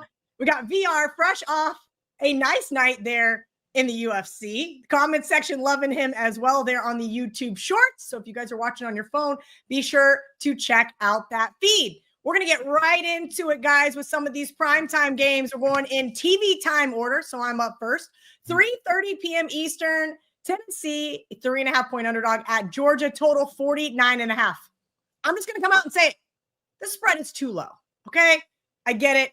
Austin Peay, not exactly a college football powerhouse, but we've seen Kirby Smart do this before. He just doesn't cover as a big favorite against inferior opponents. Marshall, come on, guys. I don't think we downgrade Georgia just yet because the dogs refuse to run up the score here. I made this game 6.5. This one opened 5.5, 4.5, now down to 3.5. I'm not going to get into the AP voters, but let's just say that maybe they put these two teams in the top 15 for the Mouse Network. I'm sorry, Vols, you guys just aren't in my top 25 power ratings. I think this is a buy low spot on the Bulldogs, who have won and covered 7 of the last 8 meetings. I apologize. They've won the last 8, 7-1 against the spread. I'm going with Georgia here. Marco D'Angelo, and I think you kind of said, hey, if this one hits 3, I'll be on Georgia as well. We'll get to Marco here in a minute, though. Ace, VR, 4:30 p.m. Eastern. A game that, boy, oh boy, are we excited to see. Saturday, Miami at home taking on USF. The favorite killer. They beat Boise State. They beat Florida last week. We'll get into that game here in a little bit. Miami, 17.5-point favorite, total 56.5. I laid the 17 with Miami. I released that to my subscribers as well. I thought the line was a little bit short. Bottom line, Miami's a little bit higher ranked than they should be. They're not a top 5 team. That's the bottom line. I mean, having the impressive win against Notre Dame and then beating Bethune Cookman the way they did, impressive, but they're not a top 5 power rated team. Fortunately for them, though, USF is not nearly in the top 25. They're barely in the top 40 as far as power ratings go. Forget the rankings. The rankings are going to reflect a team's record, not a team's strength. So you have an undefeated record 5, 6, 7 weeks in, you're going to be in the top 25 for sure, whether it's warranted or not. And I think that's the case here with South Florida. They're coming off arguably their biggest win in school history, beating Florida for the first time, big brother in the state. Then what happens? They follow that up. I mean, the week prior, they beat a top 25 team. Then they beat Florida. They've never done either of those two things, beating a top 25 team in back-to-back weeks and beating Florida. And now you're facing a Miami team that's just running really well. And I just think they're just way too physical for South Florida. They're going to systematically break them down as the game goes on. As long as they don't make mistakes, that's the key. Limit the turnovers, limit the foolish mistakes, the penalties, and it shouldn't be a very difficult game for the Miami side. I mean, listen, this team is dominant at home. As long as they're able to slow down that dual threat quarterback, which I think they will by putting pressure, I think they're going to just start to break away with margin, especially in the second half. Again, South Florida has Miami's undivided attention, and that's a bad thing for them. Come Saturday, I don't think Miami's going to look past them, and this team shows up. They beat them by 4 touchdowns. I'll lay the points with Miami all day. VR, you make a very good point. Last year, I said I like South Florida against this Miami team, and in the first half, they looked really good. I think if you like USF, which I know a lot of underdog bettors do, maybe look towards the first half. I'm with you, VR. Unfortunately, I think Miami will pull away there in a second. VR, given those nice tidbits, Marco always bringing the snacks. 7:30 p.m. Eastern, Texas A&M versus Notre Dame. Notre Dame is now a 6.5-point favorite. 49.5. Marco, what little bites do you have here on this game? Oh, Kelly, Texas A&M does look like a live dog, and that's why you're seeing some money come in on them. But I'm not going to go that way. I like Notre Dame, and here's one of the big things.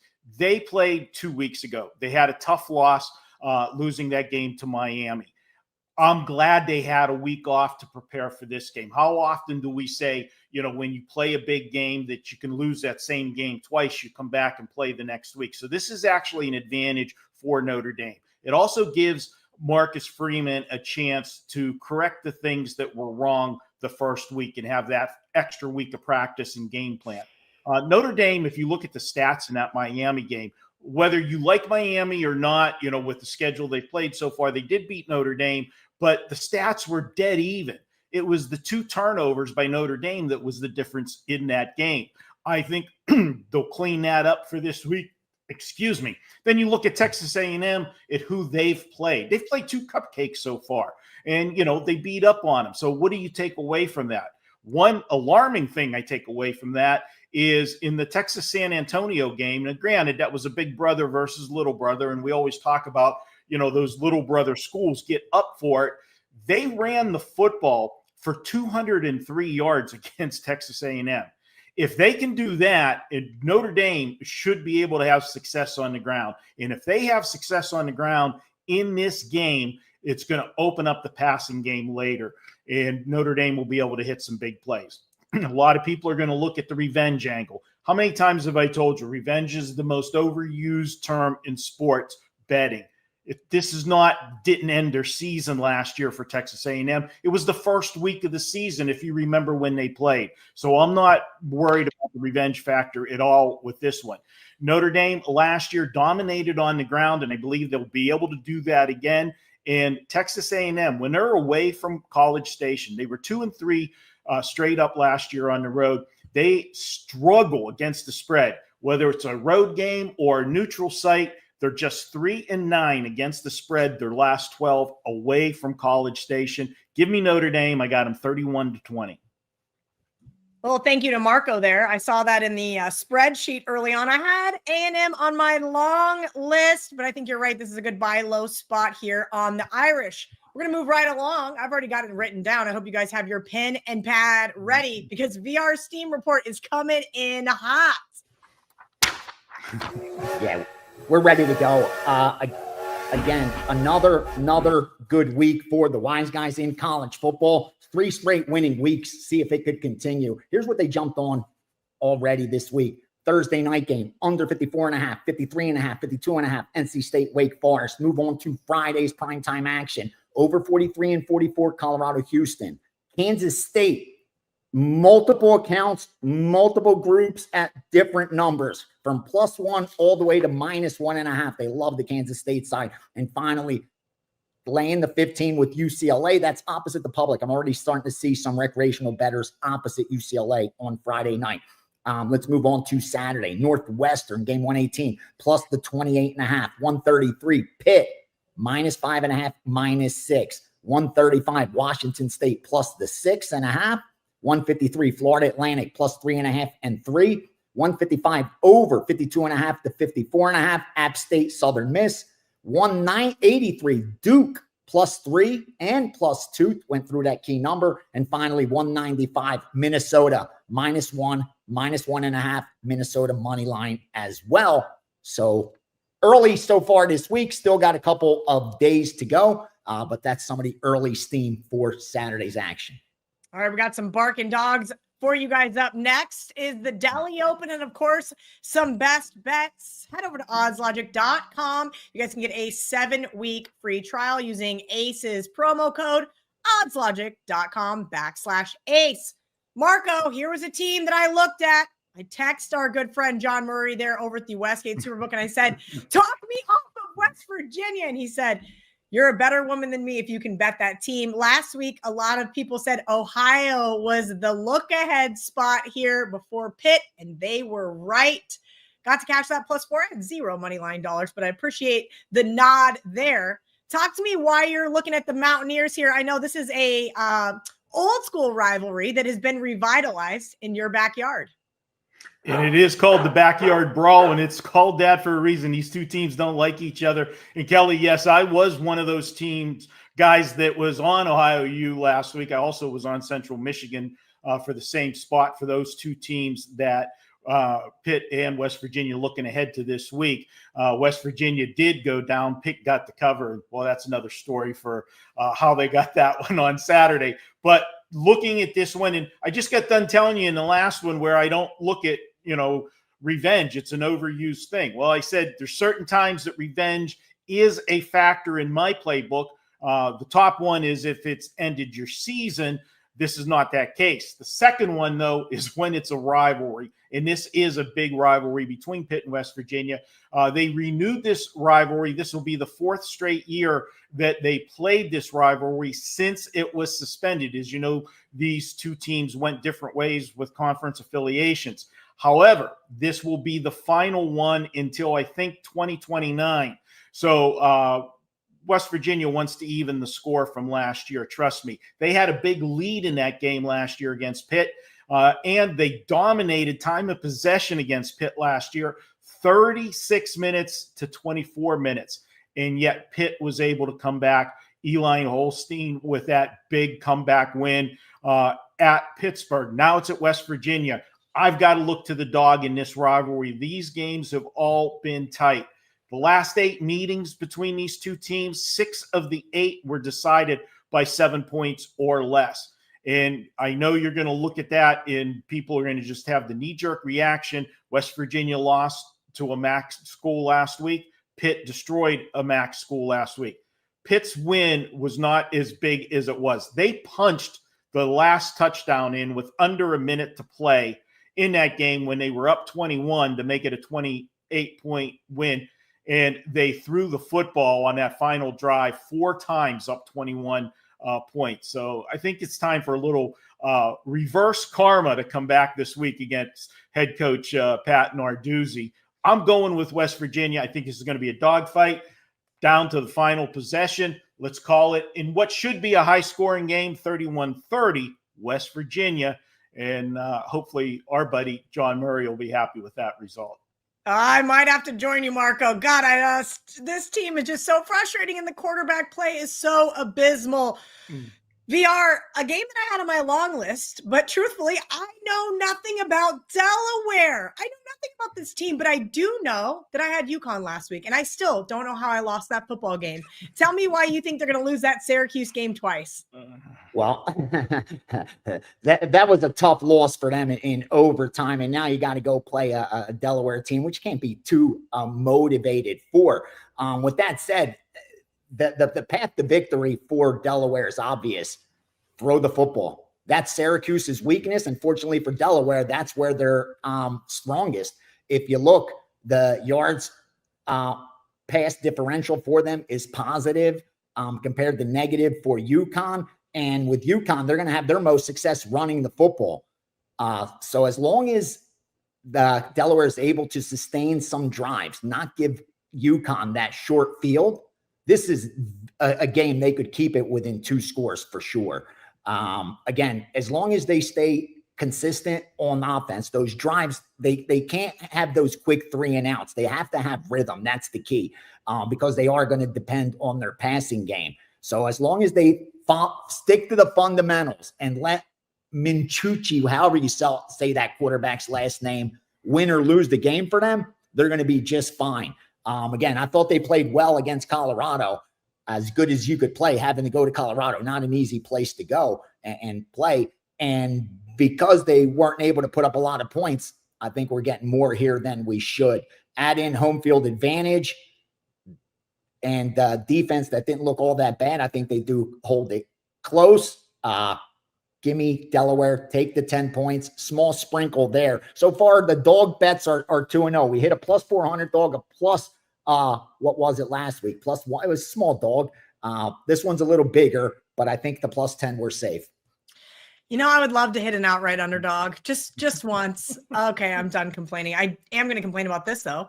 I've got the odds logic screen up, and let's see. This game's already down to 4.5. Vanderbilt was my 5.5-point barking dog, now down to 4.5. So somebody agrees with me. Look, South Carolina is in a 16-game streak, right? 16 straight they've won in this series. So sit here and say, oh, Vanderbilt on the road catching less than a touchdown. Well, it's really fishy. And I know the Gamecocks are really excited. Lenora Sellers, give them the Heisman.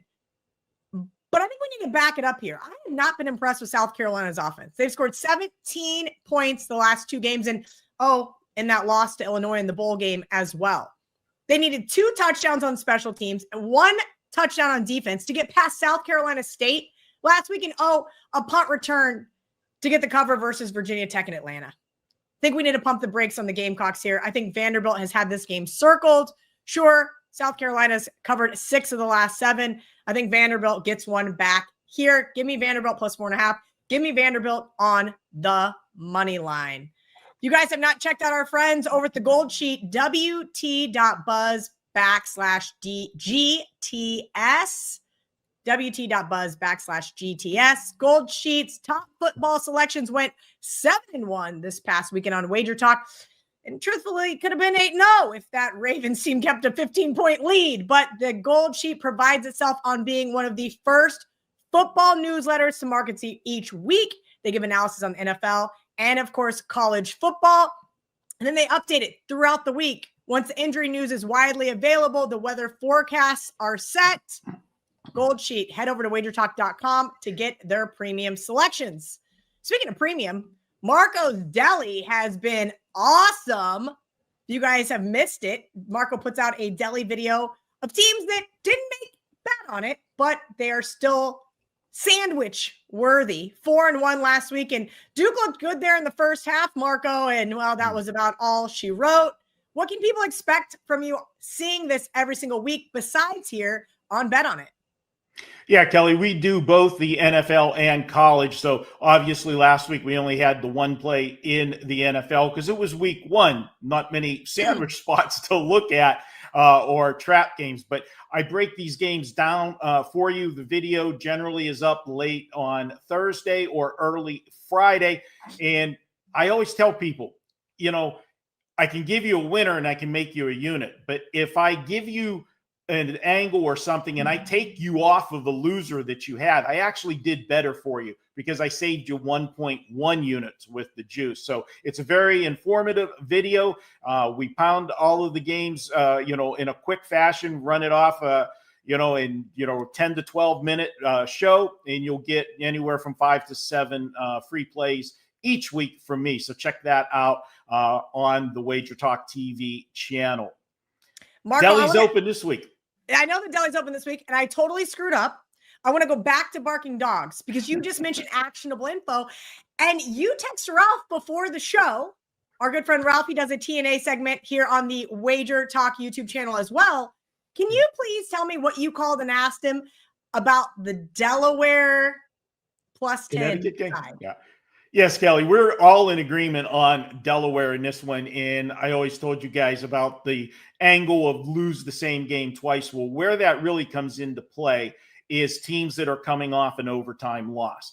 Last season, if you're a favorite the following week after you lost in overtime, those teams went just 2-7 against the spread. It's the epitome of lose the same game twice. So just add that to VR's already on Delaware. You already like Delaware. I had Delaware on the trap games spot, and you'll probably see Delaware on the Deli, Marco's Deli on Friday as well. So give you the triple endorsement on Deli. Love it. Delaware from the Deli. There you go, Delaware from the Deli. Let's get into this week's Deli play. As you mentioned, they have been doing so well. You got a big old fat sandwich for us this week there in Denton, Texas. Yeah, I'm going to look at this one, and I think a lot of people are going to like the dog in this one, and why not? We have two teams that are 2-0 doing battle here, but the knee-jerk reaction is going to be whenever you see North Texas and Washington State, even though Washington State, was one of those teams that got left behind in the Pac-12, it's still a much bigger name than North Texas. So you're looking at these two teams, and you're getting the points with Washington State. Yeah, you're going to grab them, and they're just coming off beating San Diego State 36-13. That was a popular play last week, San Diego State. A lot of people were on them as for what, different reasons. I can tell you the San Diego State team this year is not the San Diego State team that we have seen in the past. They're down, and Washington State took advantage of them in that game and rolled, but they were at home. Now you've got North Texas here. They went on the road and barely escaped winning. They beat Western Michigan 33-30 as a 12.5-point favorite. You've heard me talk many times. I love taking big favorites that had a scare the week before. You're going to get a focused effort from them. Gives the coach, firepower, to light that fire under them, work them hard in practice. And I got to figure that when they went into that game, they might have been feeling just a little fat and sassy because the week before that Western Michigan game, they played at home. They played a little brother in the state. Normally, North Texas is the little brother in these in-state matchups, but they played Lamar, and they beat the crap out of them, 51-0. I think they got caught looking ahead to this one. Switch it to this week. Who's the team that's going to be feeling fat and sassy and might get caught looking ahead? Well, it's Washington State. They come off that game that I told you last week where they beat San Diego State. But, oh boy, look at the schedule. Who do they have on deck? Yeah, one of the teams that left them behind in the Pac-12. And, it's their big brother of the state. They play Washington next week. That was always the last game of the season, the Apple Cup every year. They're going to be looking ahead to that one. It's a horrible scheduling spot for Washington State to go to North Texas this week. I am going to go with North Texas in this one. I'm going to lay the points. Washington State held their first two opponents to 10 and 13 points. But again, this is the best offense they've seen so far. Look for North Texas to roll 38-23. All right, guys, it's time to get into those best bets. We're going to let VR go first. VR, before you get into it, please let everybody know what you've got going on at WagerTalk.com. Yeah, big weekend for me, especially in football. And we got combat sports as well. Here's what's up. I have the Saturday UFC Notre packaged with the Canelo Alvarez and Crawford fight. So that's a combat sports package that's up for Saturday. It'll have all the UFC and the Canelo and Crawford fight. I have Saturday's college football pass up with a 5% big move in there. And then I have Sunday's NFL package as well. Currently number one in college football 2025, number one combined college football NFL 2025. And I thought this was going to be one of the best seasons I've had in football. So far, so good. Jump on board. Steam Room Sunday. We had 5 teaser bets on Sunday. 4 of those cashed for us. We'll have some more this Sunday before kickoff. So join us. It'll be good. Good times. Good times. Now for my best bet. This is going to be scary for bettors, but I got to fade Texas Tech here because they're just moving up too quickly as far as the rankings go, and it's just not warranted. They're not a top 25 team. I think when the season ends, that will come to fruition. So far, they've just been dominant against bad teams, averaging 60-plus points, putting up 600 yards of offense. And I get it. Oregon State's not a world beater by any stretch, but they're going to put up more resistance than Texas Tech has faced to date. And here's another spot where they just can't make those mistakes. More importantly, Oregon State, they have the offense to sustain some drives. And if they're able to sustain some drives, keep Texas Tech's offense on the sidelines, it's very covered. They could cover this 24. I thought that was a little bit too high. The total I also thought was high as well, but it seems like the market's disagreeing with me. I thought 61 was just too high of a number. And I thought it was based more on recency bias than anything else. So with that said, as long as Oregon State's able to put up points like they've showed so far this year with their offense, where they're averaging around 20 plus points a game, 400 plus yards overall, and they got a good, really good passing game. I just think this is a spot where the defense needs to show up a little bit. The back door will be open, and I like Oregon State to get in there and get that cover at plus 23.5, plus 24. Lots of points there in Lubbock, Texas. Marco D'Angelo, your best bet for college football week 3. But before you get into it, tell me what specials you're running over at WagerTalk.com. Well, Kelly, we've got a special going site-wide this weekend. It's a $49 weekend warrior for football. And guys, you can pick your favorite capper, get all of his plays for Saturday and Sunday, $49. I've got a 5% going this weekend. It's going to be the first 5% of the season. As you know, we don't release a lot of them. 31-13 on our 5% plays over the last 19 months. So be sure to check out that weekend warrior package. Also, this week, college football, this is the time of the year. I always tell you, the further we get along into the season, the stronger my selections become because I got stuff to work with. And I think there's going to be an overreaction, and we're getting a ton of line value in this game. And I'm looking at Liberty minus 6.5. This thing to me should be closer to 10 than just under the touchdown. It'll probably go to 7 by the weekend. So go ahead and get down on this one now. Liberty's coming off a loss to Jacksonville State, and people are going to look and say, hey, they lost to Jacksonville State 34-24. They're going to think this team's not that good. I can tell you they beat themselves in that game. They had over 500 yards of offense, 534 to 395 to be exact. 2 turnovers cost them in that one. Now, the one problem that Liberty has shown so far is the ability to stop the run. That's not going to be a problem against Bowling Green. In the first 2 games of the season, Bowling Green has a grand total of 256 yards on the ground in 2 games. That was with 77 carries. That's just 3.32 yards per play. And one of those 2 opponents was Lafayette. When they take a look at this Liberty offense, which is a balanced offense, you hear me talk about 200 club members all the time. They just missed being that. They're 197 on the ground, 266 through the air. That balanced attack is going to have a field day against this Bowling Green team. And let's also look at the spot for Bowling Green. This is a team that's coming off an in-state rivalry game last week against Cincinnati. Those 2 schools only 100 some miles apart, Cincinnati being one of those big brother schools. That was a big game for them. And then look at who they have on deck. They've got to go to Louisville. Horrible spot. I love the bad spot for Bowling Green.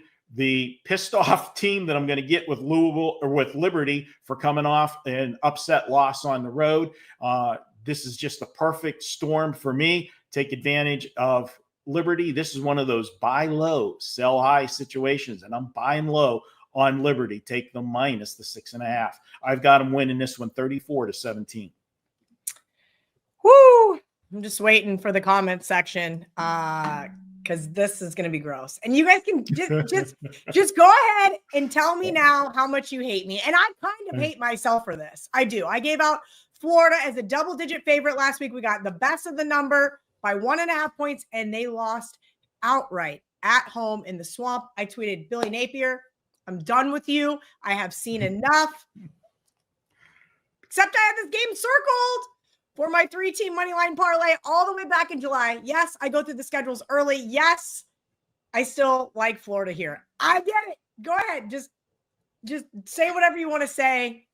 But you guys know as well as anyone, last week's result was downright embarrassing, not only for myself, but for the Florida Gators. And this is a team that possesses all of the talent in the world.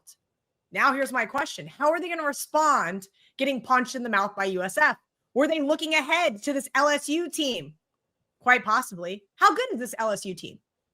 Lots of chatter, lots of love to start the season. Garrett Nussmeier getting lots of Heisman chatter. I don't know. Did you guys watch that Clemson game? I was with Marco. I took the +5 when it hit. Wasn't that impressive of a win after we watched Clemson struggle for 3 quarters versus Troy. Look, I'm going to say it. Give me the better defense plus the points. Florida +7.5 is my best bet for this week. And yeah, I'm going to put in my 3-team money line parlay. I think they can go in and get the win there in Death Valley. Let me have it. I deserve it. I deserve all the hates in the comment for wearing a turtleneck and giving out the Florida Gators as my best bet for the second week in a row. All right, bring it on. Bring it on. All right, let's bring back in Marco D'Angelo, NVR. You guys are awesome. Thank you for talking me off of some of these ugly square underdogs and giving us some really good information there on the ones that are barking. You guys can check us out on the NFL edition of Bet On It. We'll see you guys here shortly. Put up that recap graphic for us, Dan. Everybody's been asking for it back. It is back, even for you that cheat and scroll all the way to the end. The least you can do is give us a thumbs up and hit that subscribe button so you never miss another episode of Bet On It.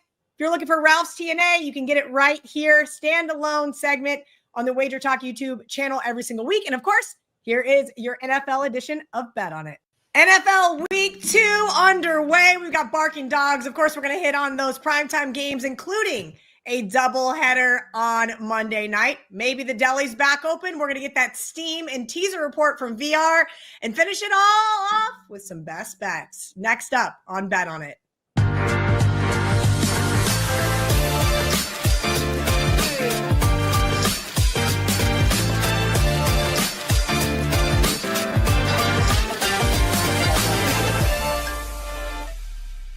The comment section complained last week that Marco D'Angelo didn't get a talk for 9 minutes. Kelly Stewart here, Kelly in Vegas, Gianni The Greek, Greek_gambler, Marco D'Angelo at Marco in Vegas. So I'm making him go first. I'm making him dissect this Thursday night game. This one's kind of got my brain in a pretzel, Marco. Both of these teams looked fantastic in their week 1 starts. Washington, a 3.5-point underdog at Green Bay. Total 48.5. Well, Kelly, you stole my opening line about these teams looking great last week, but the team that looked the best was Green Bay, and because who they played. Yeah, Washington looked good last week, but they played the Giants, and even though the Giants was one of those sharp sides, and I'll admit, I was on the Giants last week, it's still the Giants. I think the stock is too high on Green Bay. And I went back and forth whether I was going to use the side or I was going to use the total in this game because I think Green Bay's overpriced. But where I decided and landed in this game is I'm going to look at the total. And I think you're going to see some value this week on the totals because last week there were just a slew of unders in week 1 of the NFL. And after what we saw in the preseason with all of the overs, it reverted back. Well, you know what? History has a way of repeating itself. As we always say, generally speaking, the defenses are ahead of the offenses in week 1 because all of the teams that don't play any starters during the preseason, they're not hitting the ground running. And I'm going to look to the over here in this one in this week because I think everybody's going to have that fresh in their mind about all of the unders. But we've seen that one trend. Remember, Kelly, all those primetime games that we kept playing unders and kept going over? I think it continues here. You've got 2 teams that are non-division teams. It's hard to prepare for a team in a short week. But if you're playing a division rival, you know them. It's easier for preparation.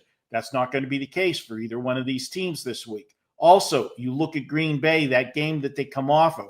The knee-jerk reaction is going to be, if Green Bay held Detroit to 13 points, that prolific Detroit offense that we've seen over the years, what are they going to do to Washington?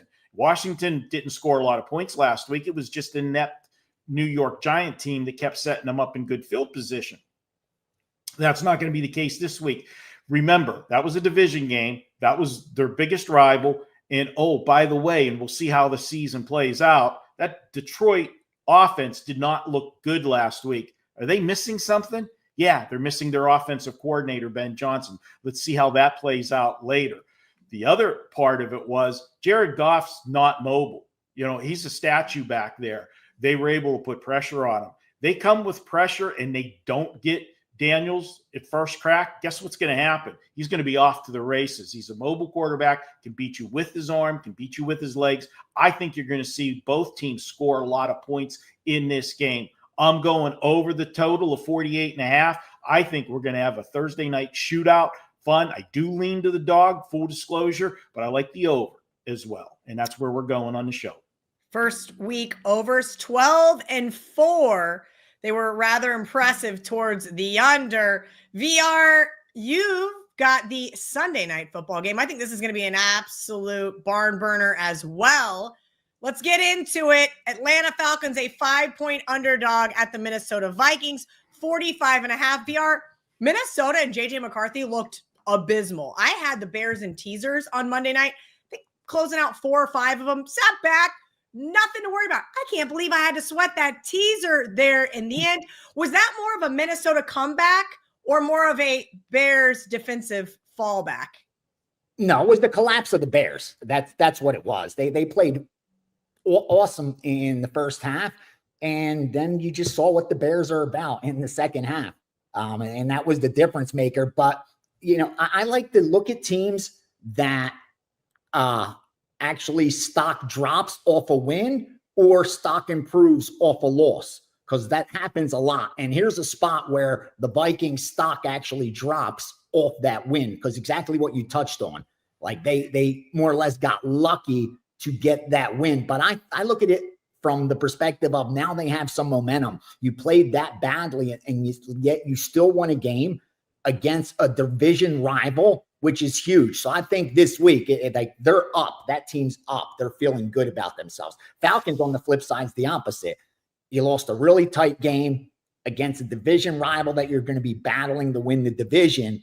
And more importantly, you had a quarterback in Michael Penix Jr. who played above what we expect. And I expect a regression. He had a 93, 95 quarterback rating. No interceptions, nice completion percentage. I just don't think that's going to happen against the Minnesota Vikings. And what the Falcons, where they could attack them, is in that vertical passing game. But I just don't think they're going to have success because of the pressure Vikings are going to be able to bring. If they could bring that pressure to Penix and they have trouble extending the field, like having those wide receivers run those long routes and have some big plays, I don't think they're going to be able to systematically beat the Vikings, break them down. That's not going to happen. I like Minnesota on offense. I like Minnesota on defense as well. I just think they have all the advantages here. They know what they have to do to beat Atlanta. I haven't bet it yet.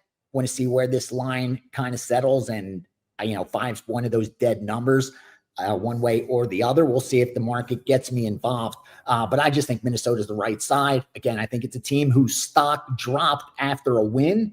But, as expected, they were a top team, 14-win team last year, and they looked the part again this year. So I think it's Minnesota or pass for me. The first game of the Monday Night Football doubleheader, Tampa Bay catching 2.5 at Houston, total 42.5. Look, hand up, I don't love this game. I think you could argue that Bucs were lucky that Atlanta missed that field goal, but Baker did have a really substantial game-winning drive prior to that, and then they missed the PAT. That is my feelings on that game. Let's talk about the Houston Texans. They turned the ball over twice, 11 penalties, and then went 2 for 9 on third down. Better quarterback here, I would argue, is Baker Mayfield, and I would say that I don't trust this offensive line to keep CJ Stroud upright. We got a better defense here on the road plus the points. I think the obvious answer here is low total, teasing Tampa up over a touchdown. Give me Tampa Bay here, and I will get you guys a second leg. Marco's got a nice segment here in the deli that I may be looking at, and we'll talk to VR up here shortly about those teaser spots. And Marco gets to break down the second Monday Night Football game. That's why we got a doubleheader on Monday night. The late game, Hopefully I'm in bed for this one. 10 p.m. Eastern there on Monday Night Football. Chargers 3.5-point favorite now at the Las Vegas Raiders. Total 46.5. Marco, do you like the hometown team here? Well, Kelly, this is a division game and it's a Monday night game. So you wouldn't expect, either team to be flat or looking ahead. But I have to point out the obvious. The Chargers are coming off a gigantic win, upsetting the Chiefs. That was as big of an opening week win as you could possibly have. Not only did the Chargers give up a home game playing in Brazil last week, but the NFL, which for whatever reason made them give up a home game that was a division game. That was a huge disadvantage for the Chargers, and they overcame it, beat the Chiefs. Now, off that gigantic win, you're asking them to go on the road for a second week in a row. Yeah, it's a division game. I get it. It's the Raiders. It's Monday Night Football. But it's Monday night home opener for the Raiders. Not only is it the Monday night home opener, it's the first home game regular season for their new head coach, Pete Carroll. The question's going to be coming into the season. The narrative by everybody was that the Kansas City Chiefs have taken a step backwards and that the Chargers and the Broncos have closed the gap. But the big thing was which one of those two teams was going to be that team that took the step to overcome and dethrone the crown from Kansas City. So even though this is a division game, look at who the Chargers play next week in their true home opener. It's the Denver Broncos.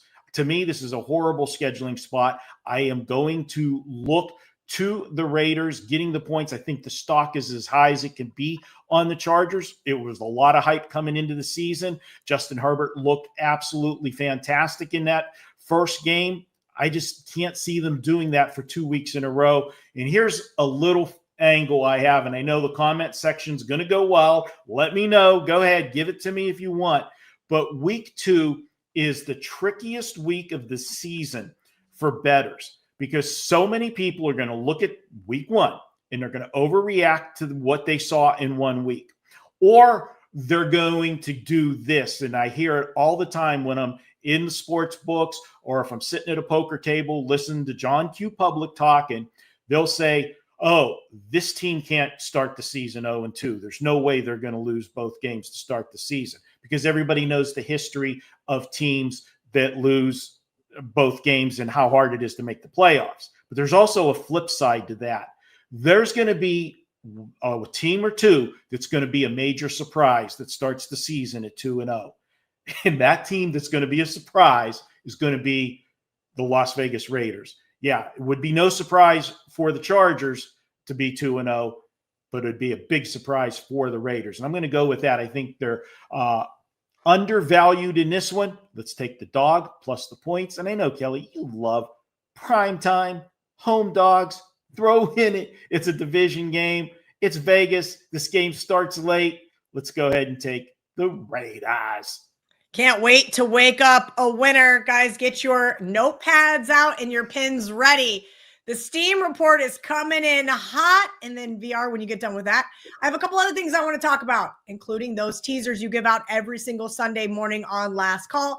oddslogic.com/Kelly in Vegas. If you guys are looking for a 1-week free trial, you guys can check out all of the line movement. You can check out injury reports, weather, so forth. You're going to get up-to-date automatic refresh on your screen.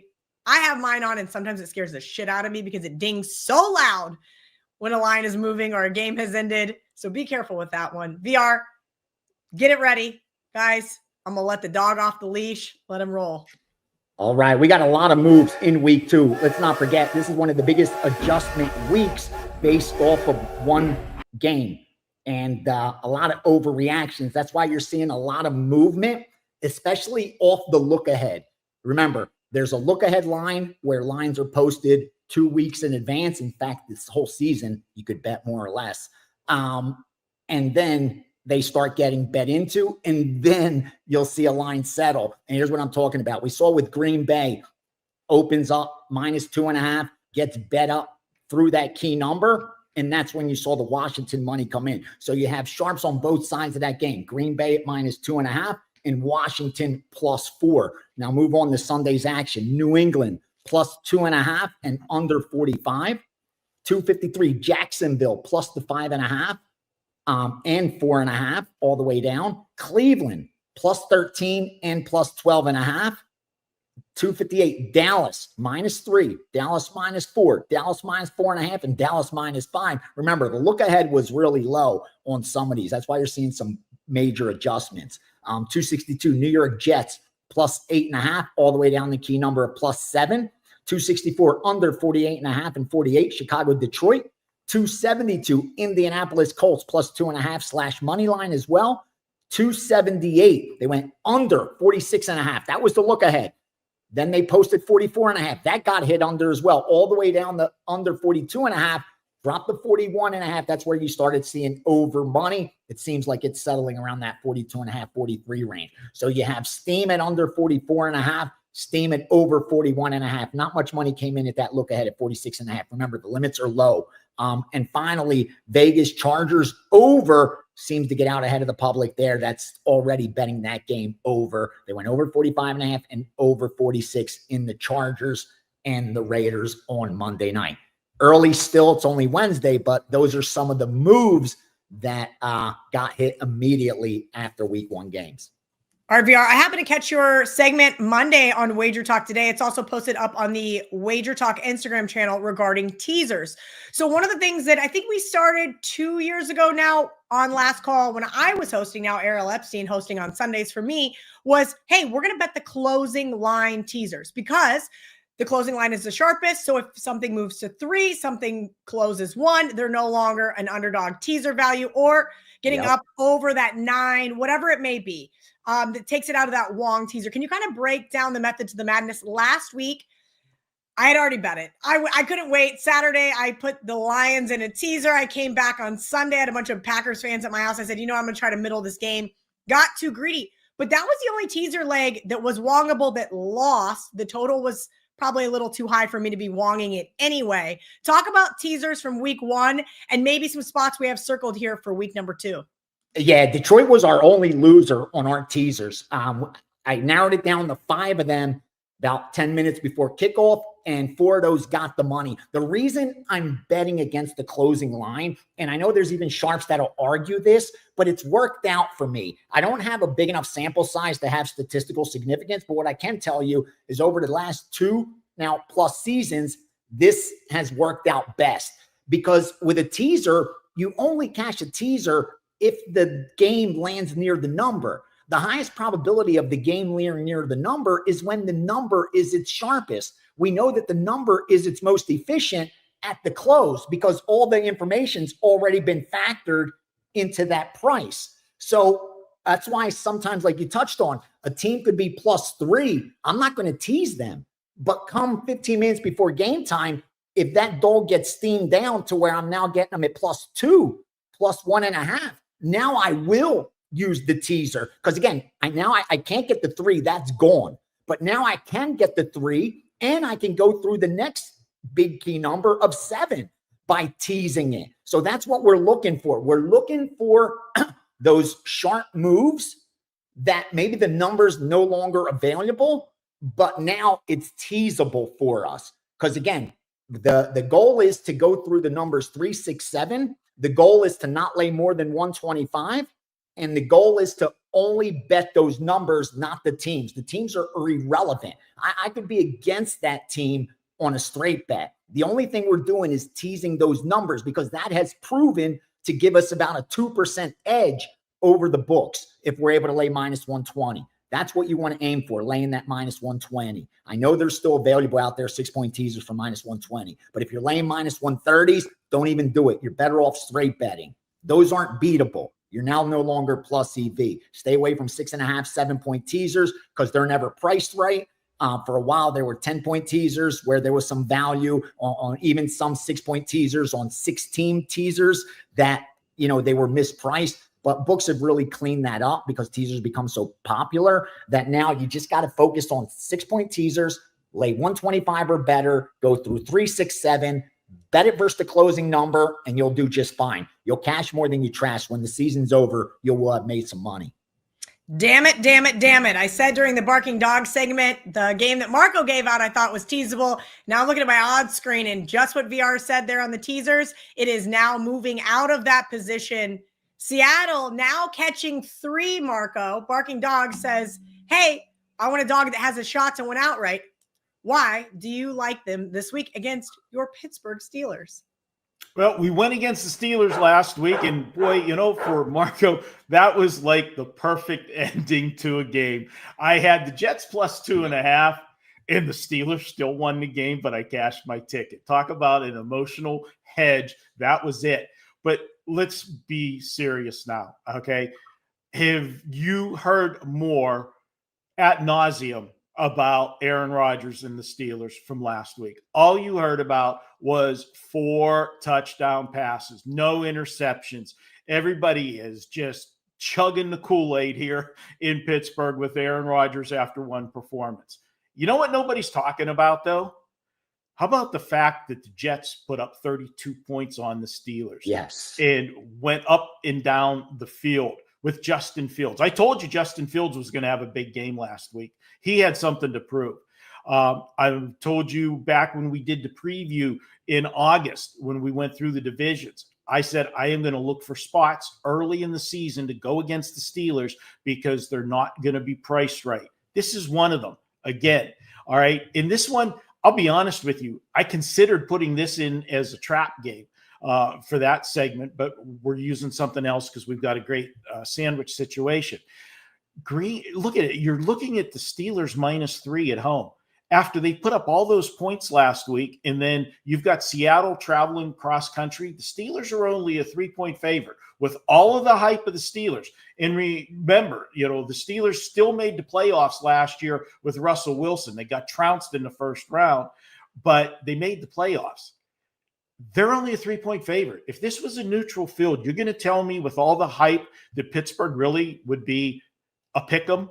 That's what they're telling you here in this game. That smells fishy as hell.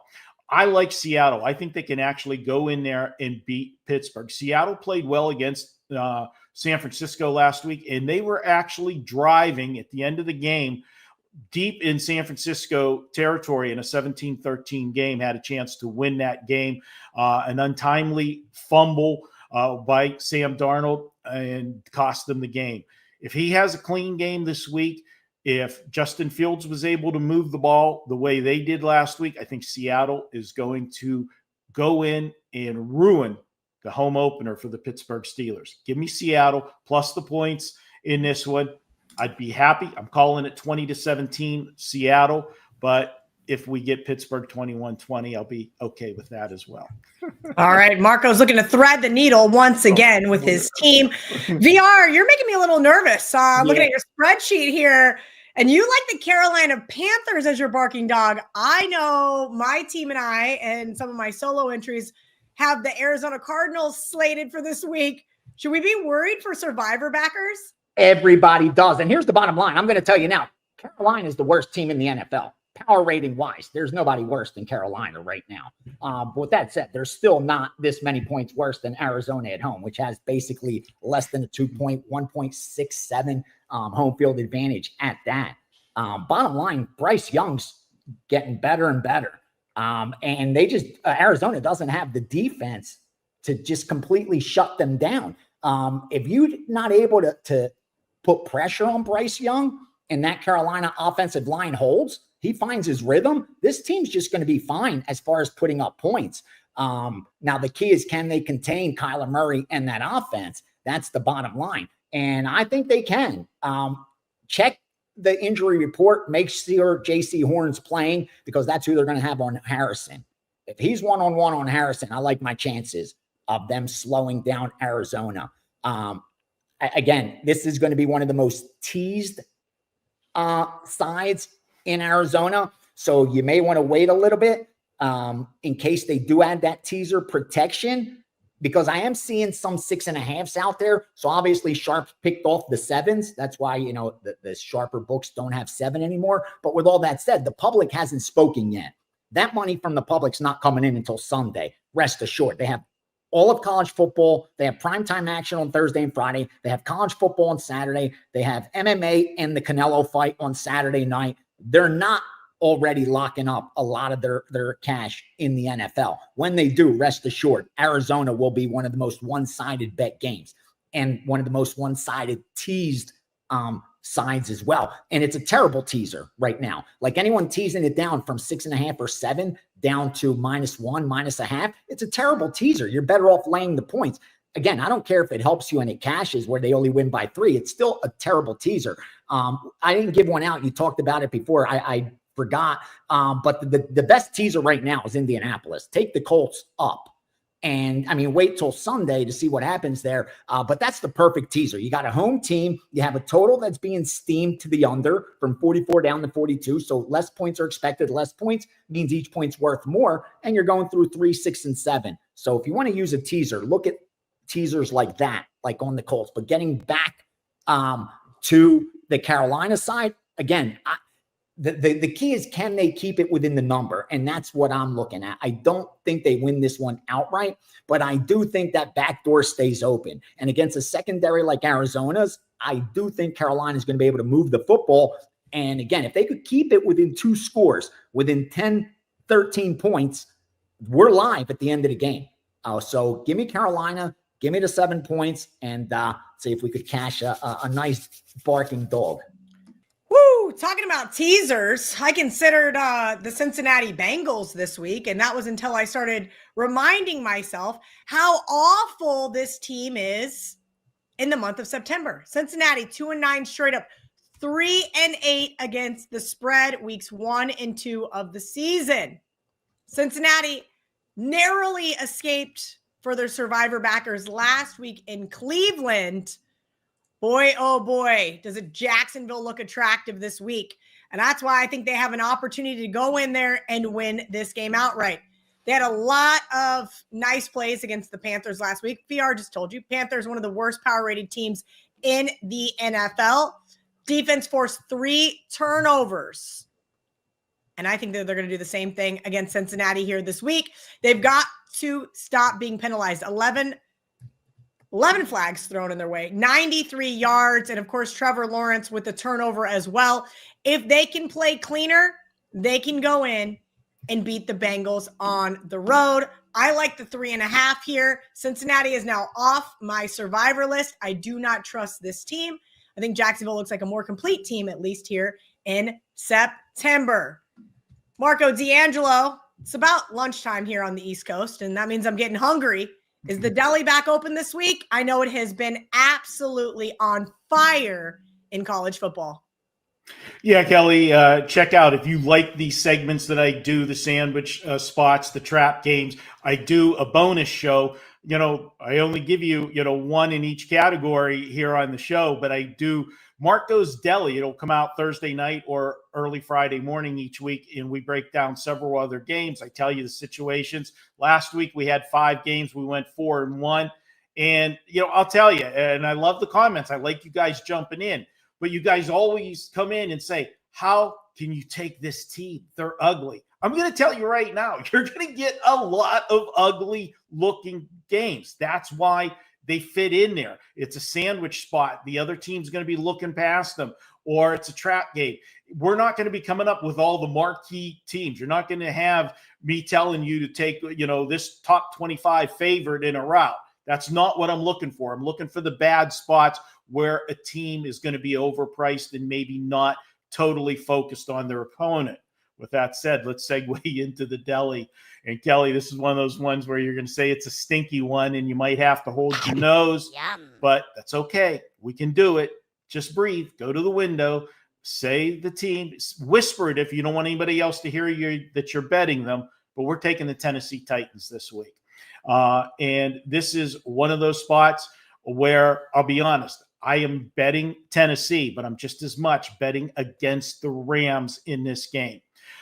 When you look at this, you've got a home underdog, and yes, Tennessee's offense was horrible last week, but we know the stats. We know that rookie quarterbacks, especially number 1 drafted rookie quarterbacks, Their first start is abysmal. And he was last week. The offense couldn't move. But they were going against a pretty damn good defense in the Denver Broncos. I put the Denver Broncos top 5 category defensively. They are an elite defense, and that's what got them the win, because their offense did not help them at all last week, Denver. And we'll talk about them later in the show.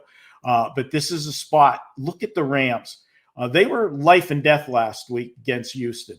They weren't impressive. Slow start. We've seen this before from McVay's teams because he doesn't play the starters in the preseason. And we know that Bradford's just a hit away from, getting knocked out of a game with his bad back and everything else. But I can't help. You're traveling across country week 2 to play a team that looked abysmal offensively last week. You could probably say, hey, we just got to show up and we're going to win. But where I'm really looking at this is the sandwich spot of it. Look at who the Rams play next week. They play the Philadelphia Eagles. And I tell you, there's certain revenge spots that you've got to circle. And I've had this one circled when I looked at this schedules back in July, as we do. We go through and circle spots so you don't forget them. Who ended the Rams season last year? It was Philadelphia. In Philadelphia, in a game that the Rams were getting beat badly, but at the end had a chance to win that game and came up short. They're going to be looking ahead to next week. I'm going to take Tennessee at home, and this will be an ugly one, low-scoring game. Let's take Tennessee 17-16 as my sandwich game this week in the deli. Hopefully the health department doesn't come and close me down after week 2 with food poisoning. Hey, I'll give that Titans defense a ton of credit. They were able to exploit Bo Nix last week. Marco, that deli sandwich is not as bad as you think. You've definitely had way worse ones. All right, guys, we're going to get into the best bets. That's what you guys are all here for. If you have not given us that thumbs up or jumped in the comment section yet, you are behind. VR, your best bet for week 2 in the NFL. Yeah, Marco nailed it with, I like both his games, actually. But I really like the Seattle side over Pittsburgh.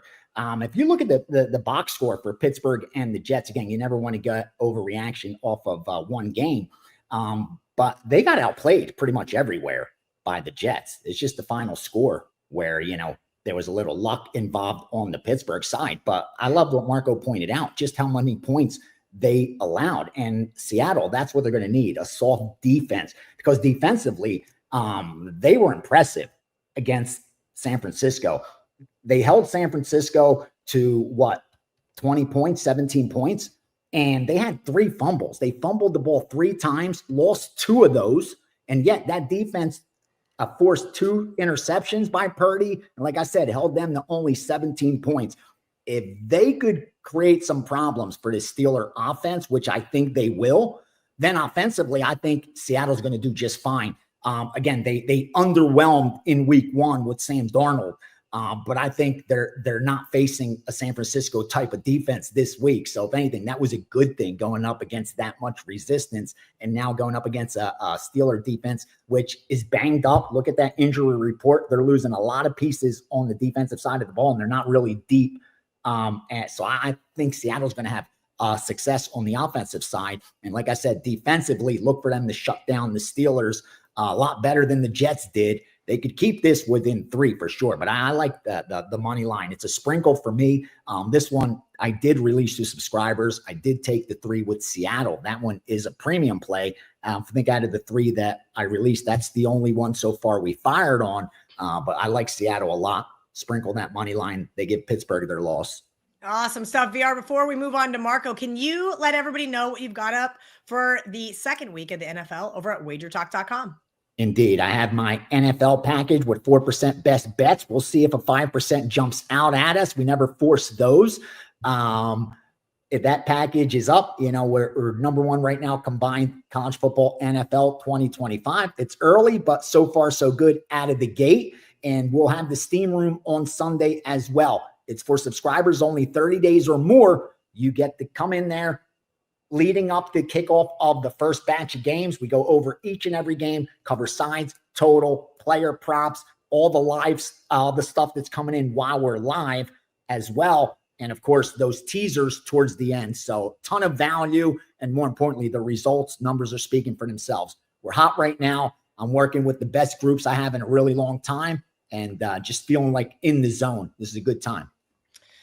Oh, Marco, I know it's overreaction week. Are we overreacting to how good the Indianapolis Colts looked? Well, Kelly, I think it's a combination of both how good the Colts looked and how bad Denver looked and was, lucky to get out of there with the win. I got to tell you, I know that was a popular game in Survivor last week, was the Denver Broncos. How were people feeling that had the Denver Broncos when that score was 13-12 in the fourth quarter, and Sean Payton decides to go on 4th and 1 in his own territory at the 46-yard line and get stopped turning the ball over to Tennessee? I am sure there was a lot of people's hearts that stopped at that. But that's why I like Denver this week. They had that first week scare, and we talked about it. Denver is a team that had a lot of hype coming into this season because of the jump they made last year in year 2 with Sean Payton. Bo Nix, rookie quarterback. Hey, you know what? He looked like we said, be careful with all these rookie quarterbacks that looked good last year.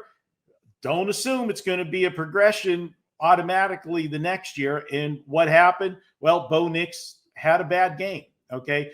The Denver offense did have 317 yards. They should have had way more. Why did they only have 317 yards? Because they gave the ball away 4 times. You give away 4 possessions, that's going to hurt your total yardage. But their defense was stout. Now, part of it was going against a rookie quarterback for Tennessee, but we know this defense from last year, how good they were. I talked about the Chargers having a look-ahead spot. The Chargers were coming off a satisfying win and are going to a game where they got the look-ahead spot to Denver. So why do I not think Denver will look ahead here to the Chargers? Because they played so poorly last week. I've told you time and time again, teams that are big favorites, that have the scare, I love to look at them in the next week because you're going to get value in the line and you're also going to get a very focused team. The Colts were the biggest surprise of the week last week. Not that they won, more so in the fashion that they won in dominating fashion. Let's see Daniel Jones, which I think he was the right choice for the Colts. We all like the Colts in our preseason previews to win that division. And I said that he's going to be the quarterback for them this year sooner than later. Well, he started the season, and I think unless he gets injured, he'll be the quarterback all year. But let's see what he does in week 2 against what I feel is an elite defense. Give me Denver at a short number. I'm buying low. Give me the Broncos. Marco, before I give out my best bet that is correlated with yours, please let everybody know what you have going on there at WagerTalk.com. Well, Kelly, we've got that special going site-wide at WagerTalk this week. It's called the Weekend Warrior. You can pick up Saturday and Sunday's football plays for just $49. Pick your favorite capper, lock it in at that price. And why it's such a great deal? Well, that's going to include any 5% plays. Anybody that has a 5% play always sells those plays for $35. Yours truly is going to have a 5% this weekend. It will be my first one of the football season. I'm very selective with these plays. We have to have a play that just fits, checks all of the boxes. How about over the last 19 months? 31-13 with those 5% plays. So jump on board the Weekend Warrior. You'll get every play I have this week. And going back to last year, number 2 in football combined, college and pro, in Money One at WagerTalk. All right, I mentioned that my best bet was correlated to Marco's, and it kind of is. Who looked worse last week? Yeah, well, I know. I like betting hot garbage teams from Florida. If you guys check out the college football edition of Bet On, and I'm going to take the Miami Dolphins this week because they could not have looked worse week 1. Tua sucks. Fire Mike Daniel. Dolphins Twitter was going absolutely nuts and still is freaking out. One of the things I love about the Westgate Superbook is their look-ahead lines. This one was 2.5.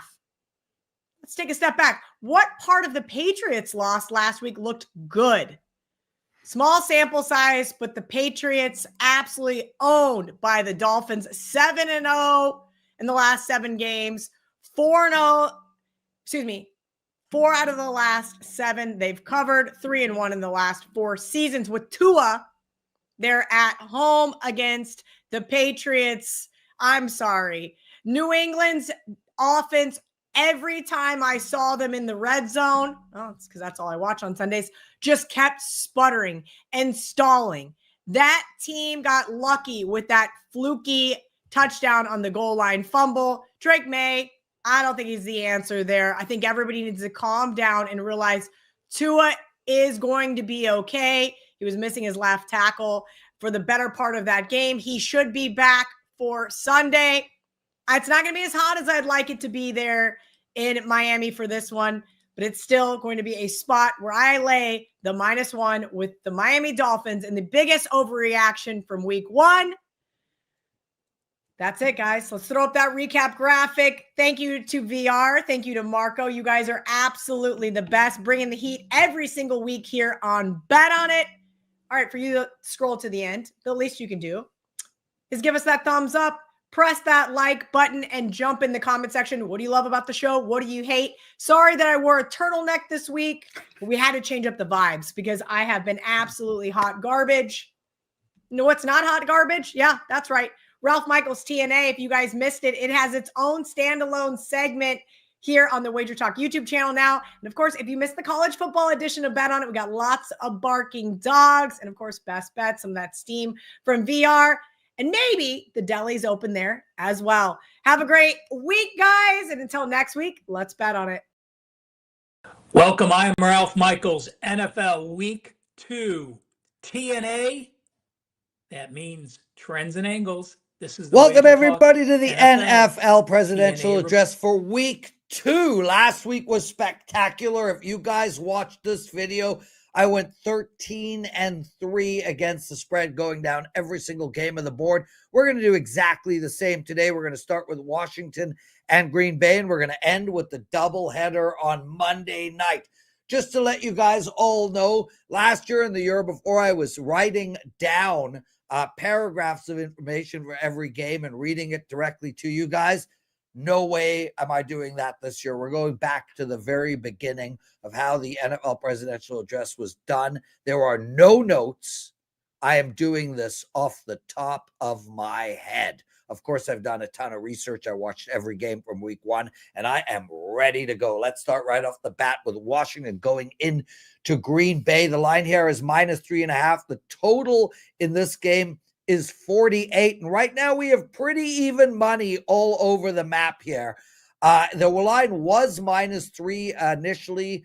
So there is some money coming in on Green Bay, but it's pretty much held steady. What do I like in this Thursday night game? Right off the bat, I'm looking to take the over 48 points. Now, I did take the over in the Green Bay-Detroit game, and that did not work. And I think that was more reflective of the fact that Detroit just couldn't find any rhythm. We saw Washington play outstanding defense last week, but that was because they played nobody. And we did see them move the ball, but not like we saw them move the ball last year. I think this game here, given that it is a primetime game, I think we're going to get points out of Green Bay, and I think Washington can keep pace with anybody. My favorite play is the over. As far as the side goes, I would lean on the dog here at +3.5. I do think these two teams are too close for this game to get out of hand. I don't think anybody will be up by more than 2 scores. We'll have a backdoor opportunity with a Washington team that can put it in the end zone. I like the dog, and I like the over. Now, before we get into the Sunday card, I just want you guys to know, if you're playing my NFL, play my All Access NFL. That way you get all my client plays, my Circa plays. They went 3-2 last week, and you'll get a side and total on every single game on the board. We have a promo up now where if you buy my NHL season, and I'm the #1 NHL expert betting wise, probably in the world, If you buy my NHL season, you get my NFL for only $99. So take advantage of that as well. Make sure, guys, if you're playing my NFL, to play my all access pass. Okay, let's go down the board, top to bottom. New England going into Miami.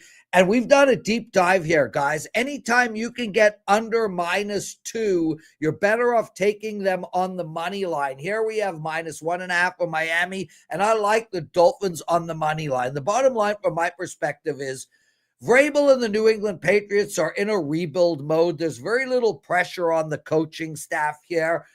They just need to start getting better and better week in, week out. We saw them play bad against the Raiders. However, they were able to move the ball. Drake May with his typical turnovers. Where now, conversely, you look at this Miami team, and I think the Miami coaching staff's jobs are on the line. They went into Indy last week. It was their worst effort I've seen under this regime. I believe that if we do not get Miami's best game under Mike McDaniel, he will be fired. So I think if you're ever going to bet Miami this year, this is it. They're playing a mediocre team. They're playing at home, and they're playing off of a humiliating loss. If Miami is ever going to win a game, this is the one. Take Miami -1.5. Although I prefer you take them on the money line. On the money line, I have nothing for you on the total in this game. Jacksonville +3.5 going into Cincinnati. Great effort by Jacksonville last week, or was it? Was that more a reflection of how bad Carolina is? I don't know. But what we did see was Jacksonville rely heavily on the run game here, and that'll open up the passing. A balanced attack is what this Jacksonville team needs. They've also shored up their defense. They look good. Where I'm going in this game is on under the total of 49.5. Cincinnati with a mediocre effort against Cleveland. They should have lost that game outright. Now they're -3.5. There's no chance I can take the favorite in this spot.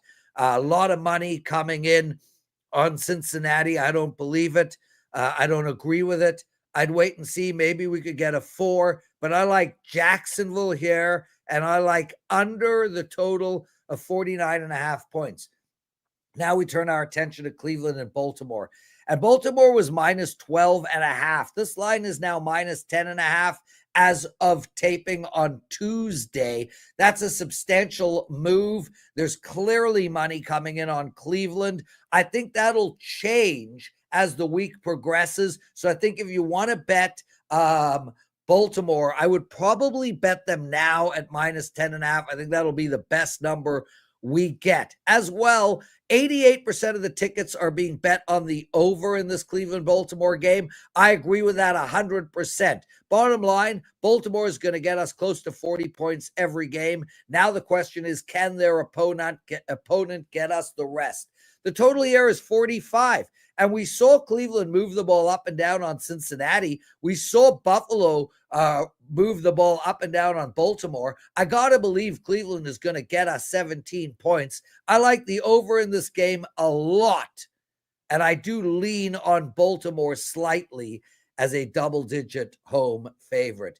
Dallas hosting the New York Giants. New York Giants here are +6. The total is 45.5. 95% of the tickets written so far on Dallas, even though the line has moved from 6.5 to 6. So we're obviously getting some big money being bet on the New York Giants. And, my initial reaction here is to take Dallas. I think the New York Giants are going to be a shell of a team. I think the New York Giants are going to be lucky to win 3 games. And I think the New York Giants will be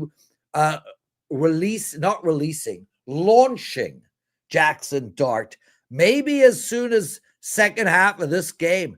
I think this Giants team is a disaster, and I think we saw Dallas play well against Philadelphia. I hate to take 6 points in a division game. I likely won't get to the window, but I do lean on Dallas -6. As for Tennessee and the Rams are -5.5. Tennessee is 40. The total is 42. I like the under in this game, guys, and I'm baffled by why it's 42. First off, I don't think Tennessee puts up 17 points more than 17 points in any game. I mean, they will have games where they put up 20, 23, but they will average roughly around 17 points on the season. Last week, Tennessee couldn't move the ball at all on Denver. Now, I understand Denver's got a great defense, but this Tennessee team started 5 possessions in the Denver side of the field. 5 times they started with the ball on the Denver side of the field. They came away with 2 field goals. I think if you add Tennessee's penalties and their backward plays, so when they got sacked or lost yardage, I think they might have lost more yards on the day than they gained. And I don't think anything's going to change against this Rams D. This Rams D was good last year. They were great last week against Houston, held them to 0 touchdowns. And we've seen that the Rams aren't some juggernaut scoring team. This Rams team has not scored consistently in a year and a half of football. On top of that, we see year in, year out, Matthew Stafford and the offense start off slow. We saw it last week as well, 15 whole points. 42 is a big number. I think we're going to see like a 17-13 type of a game. I like the under. As for Buffalo and the New York Jets, I like over the total in this game, and I like it a lot. We saw Baltimore run all over this Buffalo Bills team. Well, the New York Jets, they should do the same. Bryce Hall looked great against Pittsburgh. Justin Fields was running up and down the field against Pittsburgh. There's absolutely no reason to think that in 6 days, Buffalo could find a defense that could stop the run. I'm not buying it for 1 second. I love the over in this game, and I lean on the New York Jets here at +6.5, but I'm not going to get there on the side. Take over the total, and I would take that bet right now, guys. I think this line is only going to move up. Chicago going into Detroit, horrible loss by Chicago. They gave the game away, but now they're playing Detroit, and Detroit had an even worse loss against Green Bay. This Detroit team looked miserable, and I'll tell you right off the bat, I think Detroit's defense is going to have problems all year. I think their offense will find their way back. This is an offense that averaged 33 points a game last year and are coming off of maybe their worst offensive performance in the Dan Campbell era. I want Detroit off of a bad performance, especially with Dan Campbell as their coach. I love Detroit -5.5 here. That's the play, and I likely will get to the window with it. Seattle playing Pittsburgh. Total here is 40. The line has been moved to 2.5. This is a tough game for me. I'm likely going to pass. I lean on Pittsburgh. If I can get it to 2, I'll take them on the money line. San Fran playing New Orleans -4.5. 42.5 is the total. And I understand San Fran is decimated with injuries. It doesn't matter. This is a bet against the New Orleans Saints, not a bet on San Fran. So long as San Fran marches out a defense, and I think they will by default, I think the New Orleans Saints are going to struggle to score. I think the New Orleans Saints are going to struggle to get to 13 points in this game. Can I get San Fran to 20? Yes. I understand Brock is injured and Kittle is injured and Ayuk ain't back. I understand that this team is a mess on offense, but CMC is there. Brock Purdy will play, and they will have wide receivers, regardless of whether we know the names of them or not. Plus, Pearsall looked great last week. I think San Fran is the bet here, and I love that the line is under 7. We're taking the 49ers against the Saints. Carolina playing Arizona.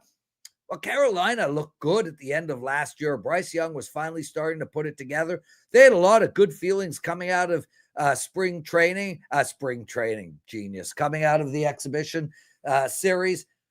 And then they show up and lay an egg against Jacksonville. Now they got to feel down on themselves. I think their emotions are going to get the better of them. With that said, Arizona looked terrible. I'm taking the under in this game, 44.5. I'd like to take the favorite, but I don't think Arizona has deserved our money quite yet. Denver playing Indianapolis. I'm on the under. I'm on the under in every single Denver game moving forward. This Denver team showed a couple of things last week. It showed the mightiest defense maybe in football. Now I understand they played Tennessee, but you'll see Their defense is incredible, stacked. The words coming out of the defensive unit is our defense is scary, and that they are. On top of that, they're playing Danny Dimes off of the best game he's ever had maybe in his life. I don't think Danny Dimes does that again. I think we saw Indy play good defensively against Miami. We saw Denver play good defensively against Tennessee. And we also saw Knicks turn the ball over. And that was really the only way Denver could have lost that game. I think Sean Payton leans heavily on the run here. 42.5, give me the under. Philadelphia going into Kansas City, pick him here. I like Philadelphia, and I like them a lot. Full disclosure, I think Kansas City will not make the playoffs this year. I just think it's going to be one of those moments in time where, you know, a great team has an off year, and that is what is going to happen. They have no wide receivers. Their running game could not get off the snide against the Chargers, and their defense didn't look good against LA either, especially their secondary. Now they're playing a Philadelphia team that can run on anybody. We're able to run against them in the Super Bowl, and I think Kansas City just don't have the legs. They don't have the horses right now. I know they're coming off of a loss, and I know they don't lose 2 games in a row very often, and I understand they're at home. But I think Philadelphia is just better on paper on both sides of the field, and I think Kansas City is too hurt. Take Philly on the money line. As far as Atlanta and Minnesota go, the late game on Sunday night, I would lean on Atlanta here, guys, plus the points. Minnesota did not look great against Chicago. Now, JJ did get going towards the end of the game, but this is an offense that really was sputtering throughout. I think this offense comes in and plays quite conservatively, and we've seen Atlanta's defense step up. They played great against Tampa Bay. 45 is the total. I like under, and I got nothing for you guys on the side. As for the Monday night game, Tampa Bay playing Houston, I like the under in this game as well, and I lean on Tampa Bay. Houston has not scored consistently in a year, and that number is slightly too high. And the Chargers playing the Raiders, 47.5. My favorite play on Monday Night Football would be the under in the Chargers-Vegas game. I don't think I can give you a side, guys. I think the Chargers win this game, but I think it is going to be close. I'm scared by that hook on the 3. So let's just focus on the under. That's it for the NFL presidential address. Guys, if you like this video, please take a second out of your day and hit that like button. It would be greatly appreciated. Also, make sure to comment on this video as well. I will read the comments. I'm not going to be giving out prop bets on the show. It's Tuesday. The lines aren't out. I will be giving out some teasers as the season progresses, but I got nothing for you guys today. That's it. That's the entire card, top to bottom. Thank you so much for watching the NFL presidential address. Make sure to tune in every week for the show, and also make sure to check out my new show. It is a daily show, Monday, Tuesday, Wednesday, Thursday, and Friday on WagerTalk TV. It's called The Best Betting Show Ever. It is myself, Joe Ranieri, and Art DeCesar, and it's going really, really well. Thanks for watching, everyone, and we'll see you for the NFL presidential address, week 3.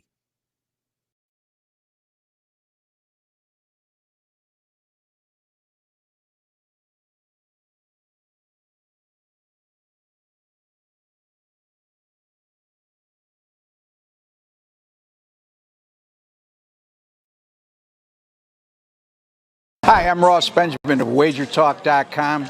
I'm a sports betting veteran of 23 years in this industry. My history goes beyond that, but publicly 23 years, and you're watching Behind the Bettor segment for yours truly.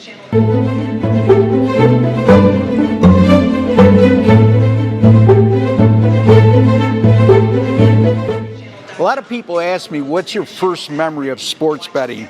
And my answer to that is, I was around 7 years old. My dad used to bet on sports a lot. And he came home with what a lot of people out there term as parlay cards. We used to call them parlay sheets.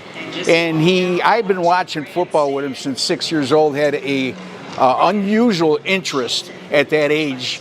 And I filled out a 3-teamer for $1 and I won $5. I thought it was going to be easy. But as we know, there's a lot of struggles that come along the way other than that. My other funniest moment I've ever experienced when it comes to sports betting topic is sitting with my uncle and my father, 11, 12 years old, and these guys used to love betting NFL games over.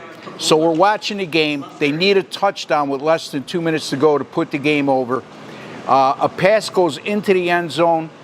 The wide receiver gets smacked by the defensive back well before the pass arrives, and my uncle jumps off the couch and throws a handkerchief in the air. My mother came in and says, "What kind of impression are you going to leave with this kid?" And the impression is, "Mom, I became a sports betting professional for the last 25 years." So what was your first job in the sports betting industry? I worked for a prominent sports betting expert that I can't mention the name because it's a competitor of WagerTalk, but I worked under his wing. He taught me a lot about the business, the do's and the don'ts, how to treat clients and how not to, the dirty side of the business. He also taught me a lot about the technical handicapping aspect and learning algorithms in the sports betting industry. What's the best gambling moment ever? Or movie ever, I'm sorry. The best gambling movie ever that I enjoyed the most was Casino because it was realistic. And Lefty Rosenthal, who was portrayed in that movie, was a fabulous sports bettor. And that movie really intrigued me. The whole storyline with the mob in Vegas and Lefty Rosenthal's story. So that was my favorite sports betting movie of all time, or gambling movie of all time. What's the best sporting event you ever attended? Well, this is twofold. I attended the Yankees and Phillies World Series game. I believe it was 2008, 2009 in that area. Also, I attended 2 Stanley Cup final games with my beloved Buffalo Sabres and the Dallas Stars. And for those of you who are hockey aficionados will recall that that's the Brett Hall goal that won the Stanley Cup with his toe in the crease. And at that time, that was a very controversial call. Other than sports betting, what's your favorite way to gamble? I love to play blackjack when I'm in Vegas. I love to play blackjack when I'm in the local casinos in Western New York. If you could only bet one sport for the rest of your life, what would it be? Just the major sports, NFL, college football, college basketball, NBA, Major League Baseball. It's hard for me to pick one. A lot of people ask me what am I the best at? And my answer usually is I'm good at everything. Some years in specific sports are better than others. But if you put the proverbial gun to my head, I would say the NFL is my favorite to bet on. What's the biggest mistake you see sports bettors making today? Parlays have become a big thing when I look at gambling forums. Some of the comments I see on my YouTube videos on WagerTalk TV. And folks, I am against parlays 100%. So that's one of the big mistakes. The other major mistake is a lack of discipline when it comes to money management. You need to have a money management plan, know what your sports gambling bankroll is. When I say sports gambling bankroll, I'm not talking about your kids' tuition. I'm not talking about the household bills you're using that money. I'm talking about on the worst case scenario, if you were to lose every dime, would the quality of your life change? So bankroll management and staying away from parlays, folks, and stay away from big money line favorites as well. Is there a specific NFL season that comes to mind as the best? If so, when was it? Well, on a personal note, the 1990 NFL season was my favorite because my beloved Buffalo Bills got to the Super Bowl for the first time. And yes, they lost. And yes, they got to the Super Bowl the ensuing 3 years, and they lost each time. But that's my best memory in terms of an NFL season from just a fan perspective. Best advice for sports bettors. Start slow. Listen to as many veteran handicappers as you possibly can. And I'm talking credible handicappers, and we have a plethora of them over at WagerTalk.com. And especially watch the videos on WagerTalk TV. You'll learn little things as you go along to pick up on. And folks, the guys at WagerTalk TV, we've been doing this for a long time. There's a reason why we're on WagerTalk.com, and there's plenty to be learned. And then you could incorporate that into your way that you would like to handicap. College football Saturdays or NFL Sundays? Tough question. College football has been very good to me. Number 1 in college football at WagerTalk last year. Number 2 2 years ago. The last 2 years college football. Number 1 in units earned. So I like college football in terms of there's so many games on the board on a Saturday. For somebody with the skill set that I have, it's a lot easier to identify sports betting value in those situations. But make no mistake, I love betting on the NFL a lot more than college football, and I've had success. It's just more recent success has come in college football. Do you remember a day that was the most profitable for you in sports betting? If so, what was it? Another funny story, back in the early 90s, I went to a place called Finger Lakes Racetrack in Canandaigua, New York. I'm from Western New York, by the way. And I hit a trifecta on that day, a $2 trifecta for $5,800. Was that my biggest sports day? No, but it was my biggest thrill because I knew nothing about sports betting, or horse race betting, I should say, at that time. And for a $2 investment to make $5,800, I was absolutely elated. Do you remember your first sports bet you ever made? And if so, what was it? I think I alluded to this earlier when it came to my beginnings. And my dad handed me that sports parlay sheet or betting sheet. And I hit a 3-teamer in the NFL. He put $1 on it for me. I won $5. What was your most memorable sports bet? This one's easy. 2008 Super Bowl. The New England Patriots were 18-0. They were a 12.5-point favorite against the New York Giants. I had the Giants, and people were all over me saying there's no way, it's a sucker bet, blah, blah, blah, blah, but bing, bing, bing. Guess what? The New York Giants won the game outright, 17-14.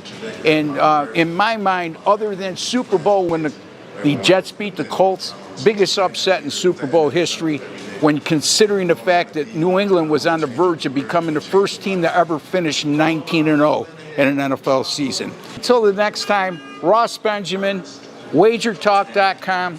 You can find me at WagerTalk TV on WT.buzz/RossTV. Hey guys, Rob Vino, WagerTalk.com, WagerTalk TV. Here to answer a few questions, more personal and a little bit about betting here. Real quickly, I'm about 33 years in the industry now, since 1992. Long time. Done a lot of things over the course of my career. Now we're with WagerTalk, hopefully still cashing tickets. I'm going to answer a few questions for all of you here, see what we can get.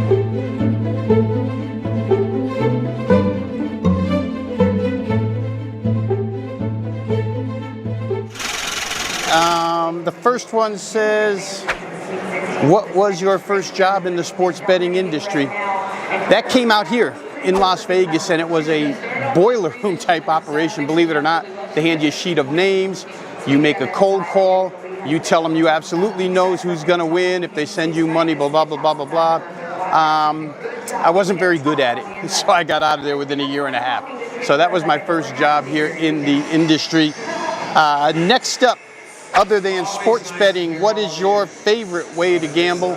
I don't think I have one, guys. I'm not a card player. I don't play any real casino games. Mostly all sports. I bet odd sports. I bet high life for a long, long time. Still do a little bit where it's available, horse racing, etc. But they're all sports, so no other real betting interest outside of sports. What's the best gambling movie ever? I wouldn't say it's the best gambling movie ever, but I'll give you my favorite, and I just saw it recently, about 2-3 years ago, was Molly's Game. And as I mentioned before, I'm not even a poker player, but I just thought the story was really interesting, solid movie, good acting, gave me a backstory on something I didn't know. So I'd say Molly's Game is my favorite gambling movie. This one is a no-brainer for me. It says college football Saturdays or NFL Sundays. It's college football Saturdays all the time, without question. Next up, do you remember your first sports bet? If so, what was it? Honestly, guys, I can't remember what my first sports bet was. I could probably come close. I'm going to guess, go back to like 1980, where I played the 1980 Holiday Bowl between SMU and BYU, Pony Express backfield, Eric Dickerson and Craig James, opposed by BYU quarterback Jim McMahon. Actually got a pick 'em on that. BYU made a 21-point comeback or 20-point comeback in the last 5 minutes and won that bet. So that's the first one I kind of remember, probably because it was a success. If you could bet one sport for the rest of your life, what would it be? It would be football, and more football. Really, that's my favorite of all. So if I only had one to choose from, it would be any kind of football. What's your favorite all-time sports book in Las Vegas? That one's pretty easy. That's the Stardust. When I came to town, the Stardust was the most popular. I actually lived here 12 years. Was the most popular sports book in town. All the action happened there. I was actually lucky enough to be an entrant in the Stardust Invitational sports betting contest, the football contest, for a couple of times. But that was the place where all the action was. Definitely the Stardust on the Strip. What's the best sporting event that you've ever attended? I would say maybe at Shea Stadium. I'm a Connecticut native, used to go to Shea a lot. And it was a Dodger-Mets playoff game, I think game 5. Afternoon game after a Dodger extra inning win the night before. Went down with a bunch of buddies that were Met fans. Dodgers won. Good for me, bad for them. So that's probably the best sporting event I've ever been to. Playoff game, Mets-Dodgers. Best advice for sports bettors. Boy, I'm not big on giving advice, but I would say this. I would say, obviously be disciplined. Everybody says that. And have a real short-term memory. You can't be aggravated for a long time in this industry. I always try to compare it to a cornerback in football that gets beat for a touchdown. You have to just forget about it and come back the next day. Maybe be mad. For myself, it probably takes me about 5 minutes to get over these losses nowadays. And we all suffer through some tough ones. Your most memorable sports bet. This one's going to be good because I have this one. This happened back around the presidential election 1980 when Ronald Reagan won. I was with a buddy of mine, we're in a bowling alley. We wanted to bet the Seattle Supersonics, but there was nothing on the board. Our local book had nothing on the board that night to bet with the Sonics. We wanted a parlay, and the only thing he had available was the election. So he said, all right, give us the Sonics, Supersonics, and Ronald Reagan in a 40-time parlay. For those that don't know, back east, each time is $5. So it was a $200 parlay, Sonics and Reagan. Sonics were like a double-digit favorite that night. They win. Next night, we're back in the bowling alley rooting for Ronald Reagan. It was pretty much a landslide, so we won that parlay. And my buddy and I, we talk about it every election cycle. That's the most memorable. Who would be on your Mount Rushmore of people in sports betting? I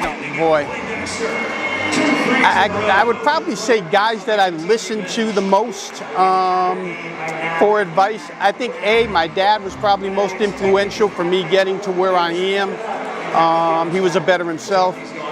B, I would say Dave Malinsky, for those who ever had the opportunity to meet him or listen to him. Absolutely learn something every time you would talk to Dave Malinsky. 3 and 4 is going to be difficult, guy. I might have to narrow my Rushmore down to 2 because there's so many people you could think of. But off the top of my head, my dad and definitely Dave Malinsky was a guiding light in this business. Stuff you didn't know, he knew, and helped me along the way for sure. If you could share a VIP booth at a sports book with any 3 famous people for a day, who would they be? I'd probably go all football, guys. Definitely John Elway 1. Definitely Barry Sanders 2. And probably Bo Jackson 3. Those three guys, very famous, all Hall of Famers. I'd love to be in a booth with those three guys for one day. That would be a lot of fun. And I'm back to what was your first job in the sports betting industry? Okay, so I think I covered everything here, all the questions. I'd like to thank everybody that participates in WagerTalk.com and WagerTalk TV, and hope to see you guys all around soon. Keep cashing tickets.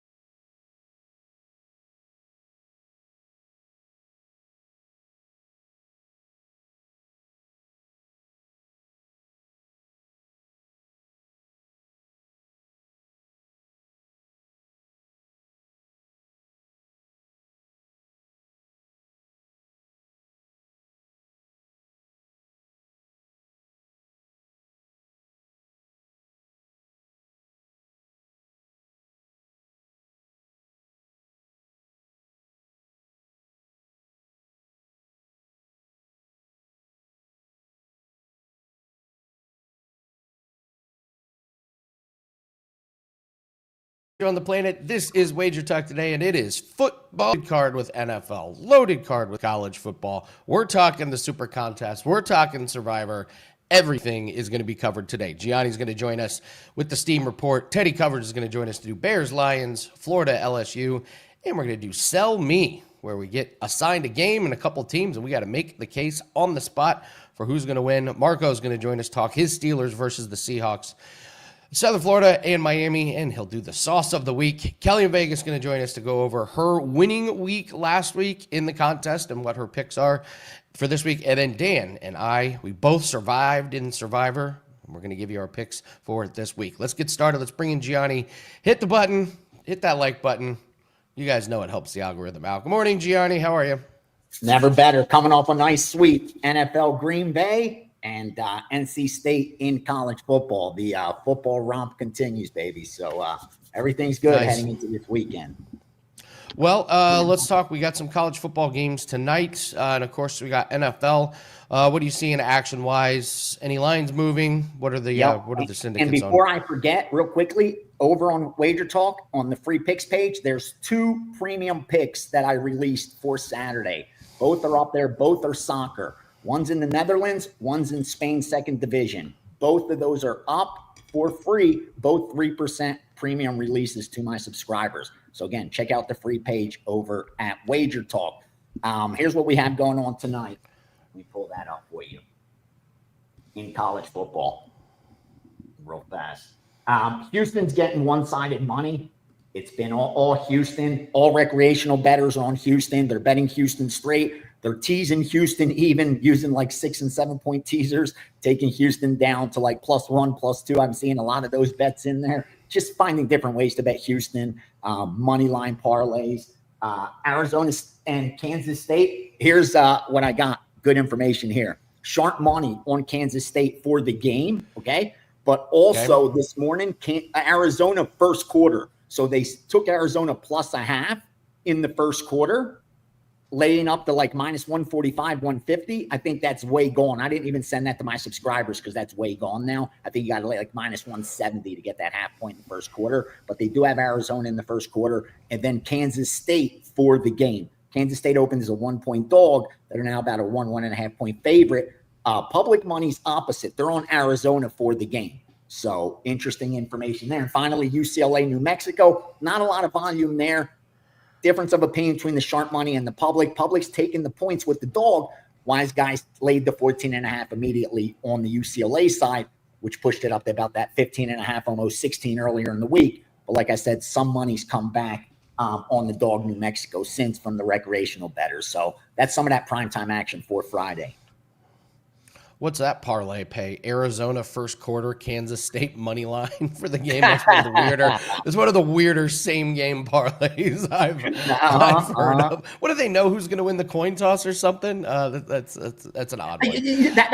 That's a great point you just brought up. A lot of the first quarter bets in the NFL with the group that I was working with, that's exactly what they would narrow down. Those in the NFL, especially those coaches that would defer, you know what I mean, that had that reputation of wanting to play defense first. They found the slight advantage on the team that gets the ball first. Kind of like even they would bet third quarter, take advantage of third quarter, knowing that team gets the, well, you know, this probability is they're going to receive the second half kickoff, higher probability that they'll have the lead in the third quarter. So it's just, they find different ways to bet those.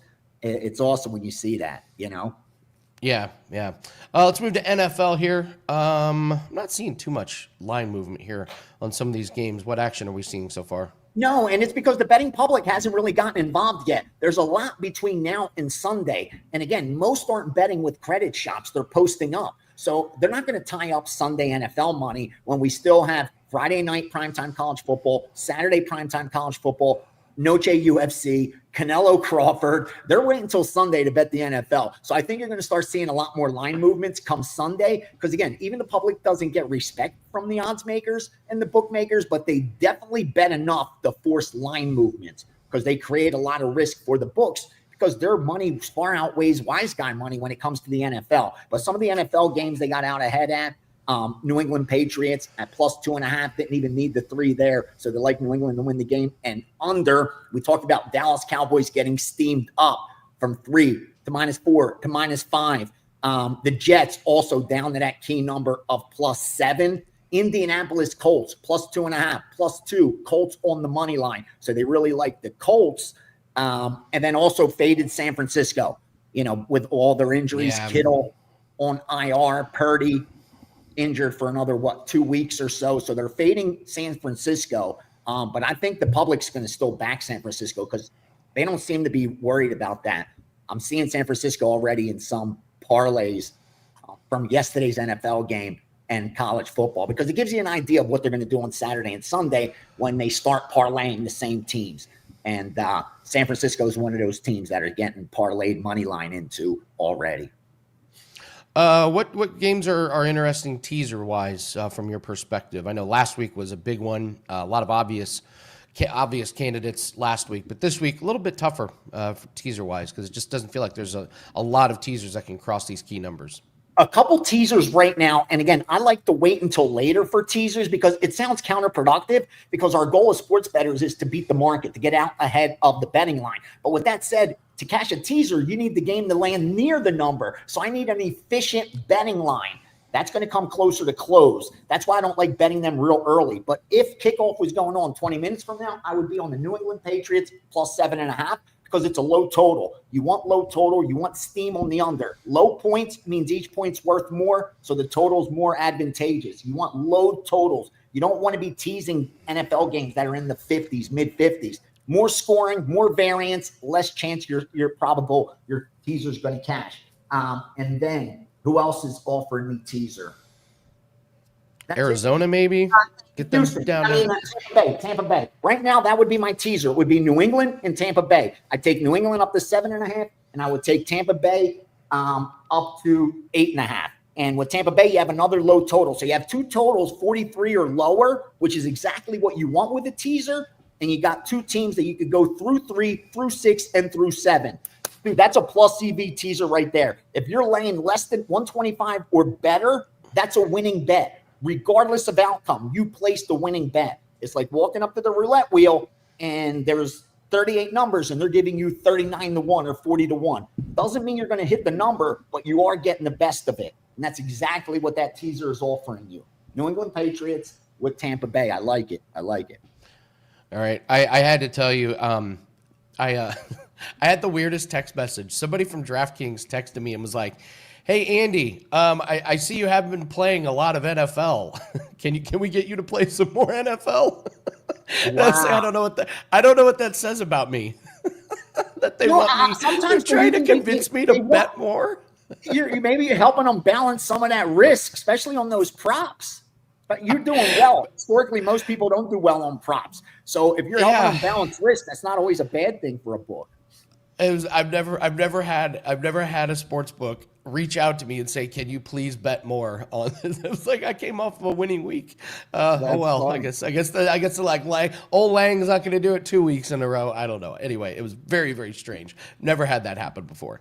Let's go to baseball real quick. We do have a nice card in MLB. Actually, we got a huge card. Ton of games here. What are we seeing on the bases? We got some baseball action. I went deep today because we haven't really been covering baseball, and I talked about how, with all the attention on football, all the attention on combat sports on Saturday, don't overlook the baseball. Money don't care where it comes from as long as it keeps coming. So pay attention to the baseball, but it's late in the season. So remember, you can't bet those teams in must-win situations. You can't bet those first-place teams. You're going to have to bet some bad teams that are undervalued right now. Here's what we got for baseball Friday night. 9:51, under 8, Pittsburgh, Washington. 9:58, San Francisco, plus 140. 9:59, under 8, Baltimore, Toronto. 9:61, under 8, White Sox, Cleveland. 9:63, Yankees, minus 115, and under 9. 9:67, under 7.5, Tampa Bay Cubs. 9:72, Miami, plus 185. 9:74, Mets, minus 105, and under 7.5. And finally, 9:78, Minnesota, minus 125.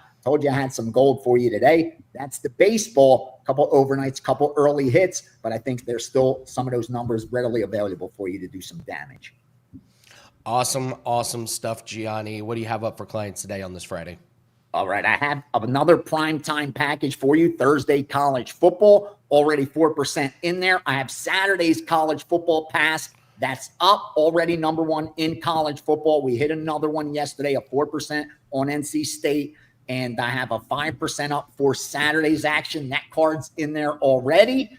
And, of course, combat sports for Saturday, UFC Noche and the Canelo Crawford combo package is there.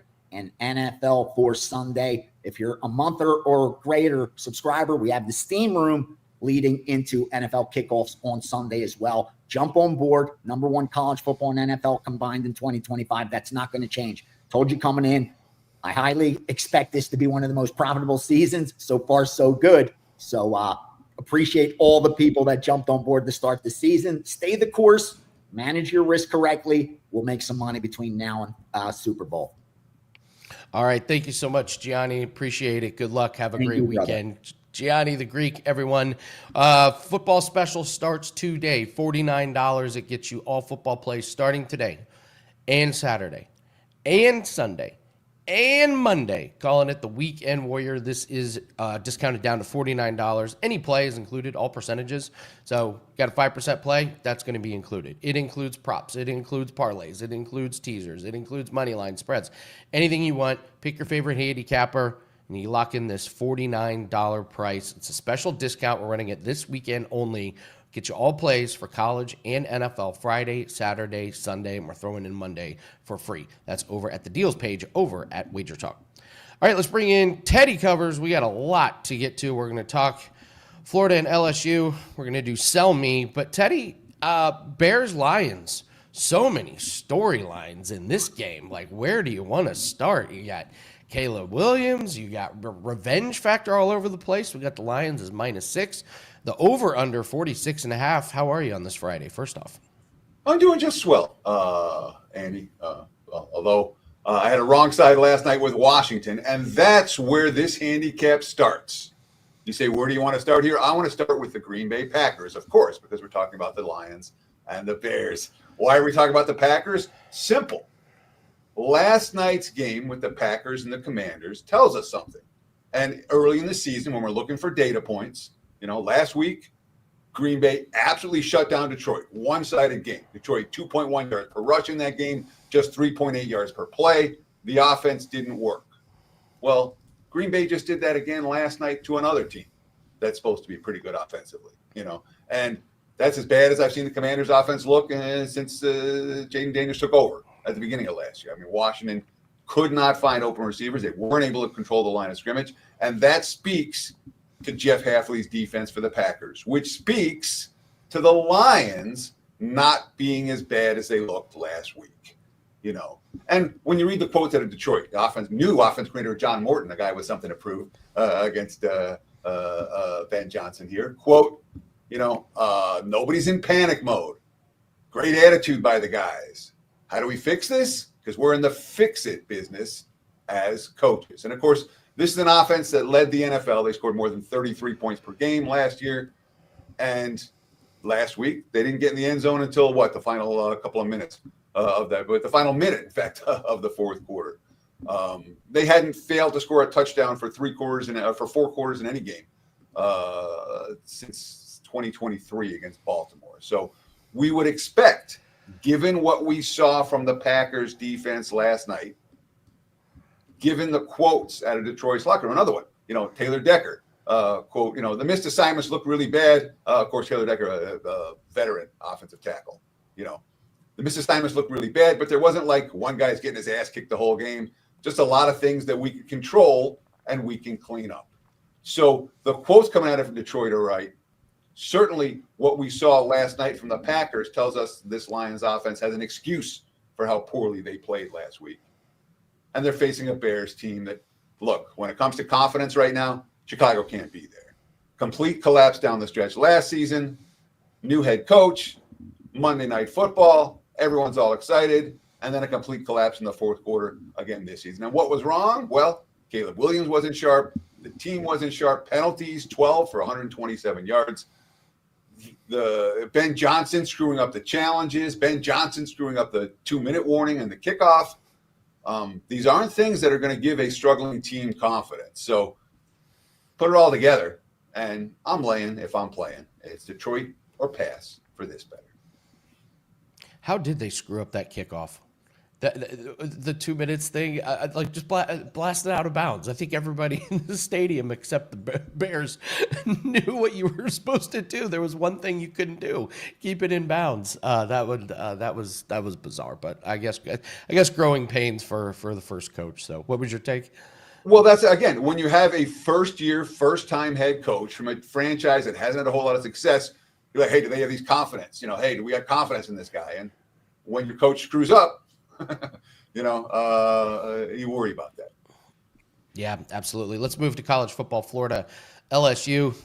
Talk about teams with not a lot of confidence. LSU's minus 7.5 against this Florida Gators team. Over under set at 45.5. What's your breakdown on this one?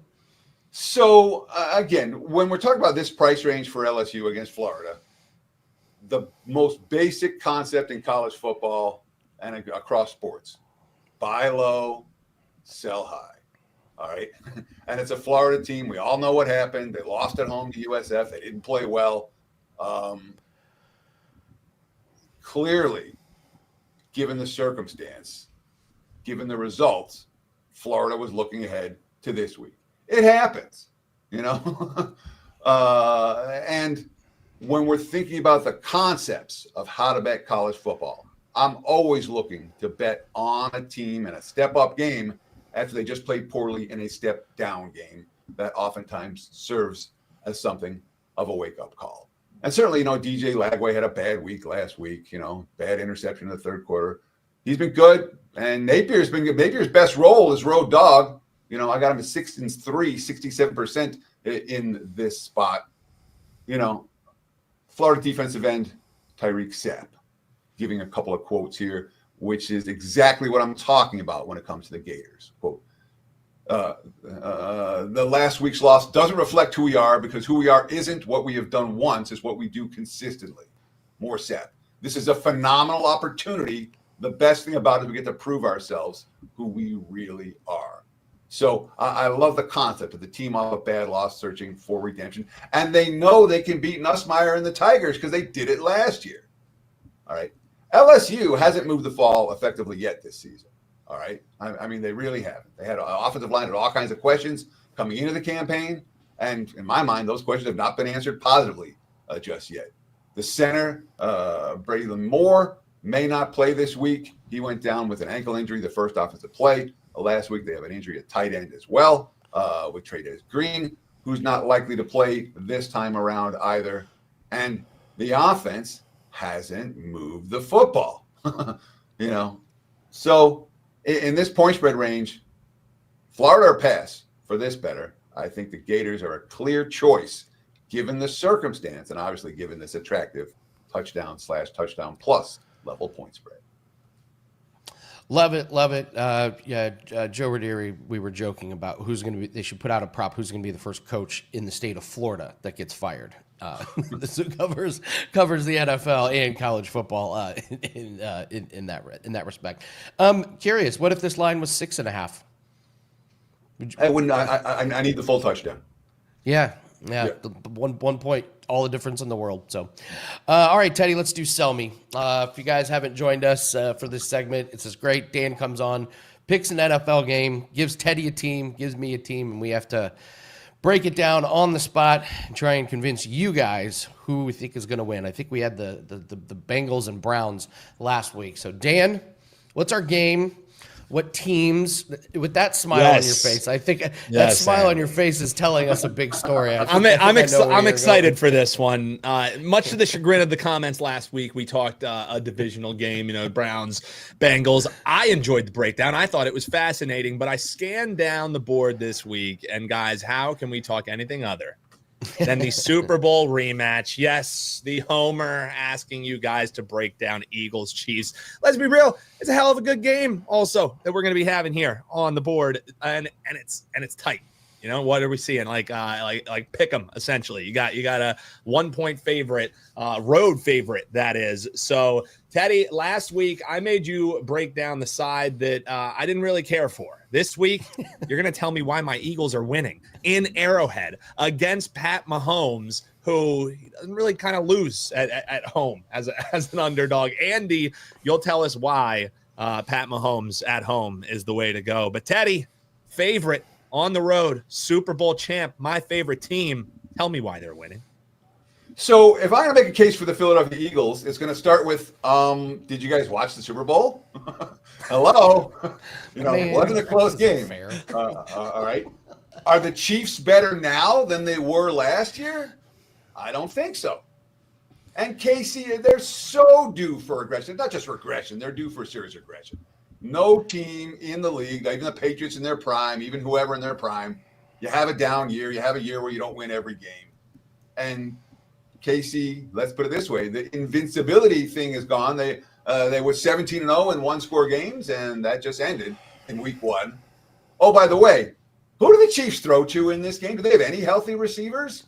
And that Kansas City defense, they couldn't stop L.A. How are they going to stop Philly? They couldn't stop Philly in the Super Bowl. I don't see them stopping them here. Eagles, clear choice, right? Oh, I mean, Andy, you're fighting an uphill battle here. I get it. Chiefs, give the breakdown because, hey, let's be real. I mean, it's getting points, even if it is getting a point at home for Pat Mahomes. What do you think, Andy? The Chiefs have not lost back-to-back home games since 2019.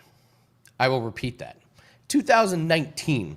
So if you're telling me that the Chiefs are going to do something they haven't done in years, I don't know what to tell you. Teddy, who are they going to throw to?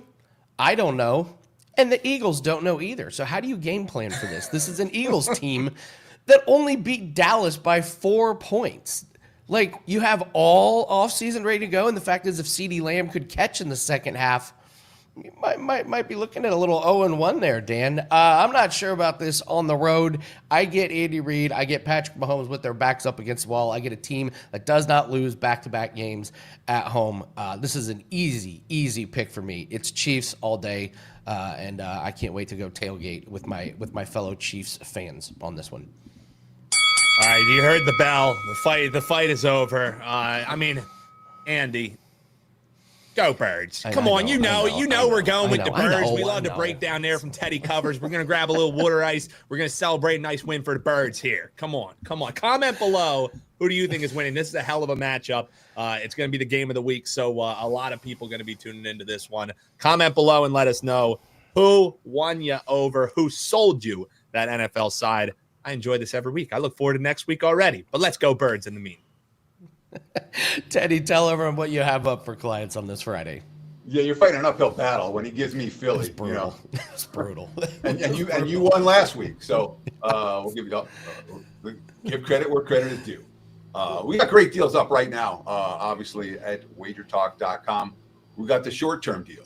All right, Weekend Warrior All Access Package.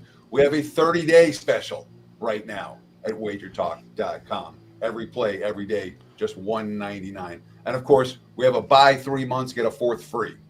So short-term, medium-term, long-term packages, whatever you're looking for, check out my homepage, www.buzz.com/TC. Number one all time at WagerTalk with NFL 5% big ticket reports. We do have a 5% big ticket in the NFL on Sunday. Nice. Thank you so much, Teddy. You're one of the big guns that makes Football Fridays the special day that it is. So thank you very much. Have a great weekend, and tell the fam we said hi. Always appreciate having you on. Teddy covers everyone. Make sure you're hitting that like button and leave a comment in the comment section if you're watching after the live show. Tell us who you like this week. Tell us who you like in Sell Me. We got Kelly Stewart coming up to talk about the Super Contest. But first, let's bring in Marco. I think you just get the Steelers every week, and you obviously did something right because you got a good college game this week as opposed to one that's not a 28 point spread. Happy Friday. How are you?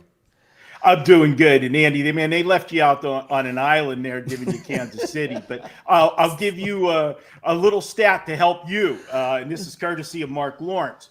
Patrick Mahomes, in his career as an underdog or a pick'em, 17-2 against the spread. Just think about that a little bit. And that's courtesy of Mark Lawrence. So, all right. There you all go. right. They're just trying to give you a little assist. I appreciate it. I appreciate it. But yeah, when Dan came on with that smile on his face, I knew what was coming. Oh, you know, he's sneaky that way. Yeah. All right. So Steelers fan, what was your takeaway from week one? You encouraged smoke and mirrors? I was ecstatic because it was the emotional hedge bet for me. I had the Jets plus 2.5, 3 points in my pocket, and the Steelers win by 2. Does that get any better than that for me? I got to enjoy my wings on Sunday morning watching that one. But, hey, I said it at the beginning of the season, and I'm going to continue to go that way until it loses. I'm betting against the Steelers at the beginning of the season because I think they're going to be an overpriced commodity. But with that said, when we break this one down, something just doesn't smell right this week. I think they're really begging you to take Pittsburgh this week, and I'm not buying it.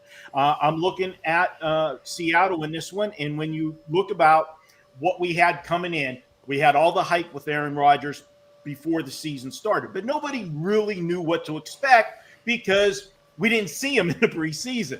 So what's he do? He goes out and throws 4 touchdowns opening week, no interceptions. So now that's, the lead of SportsCenter, Aaron Rodgers and everything else. And, what he's, done now with a third team, blah, blah, blah.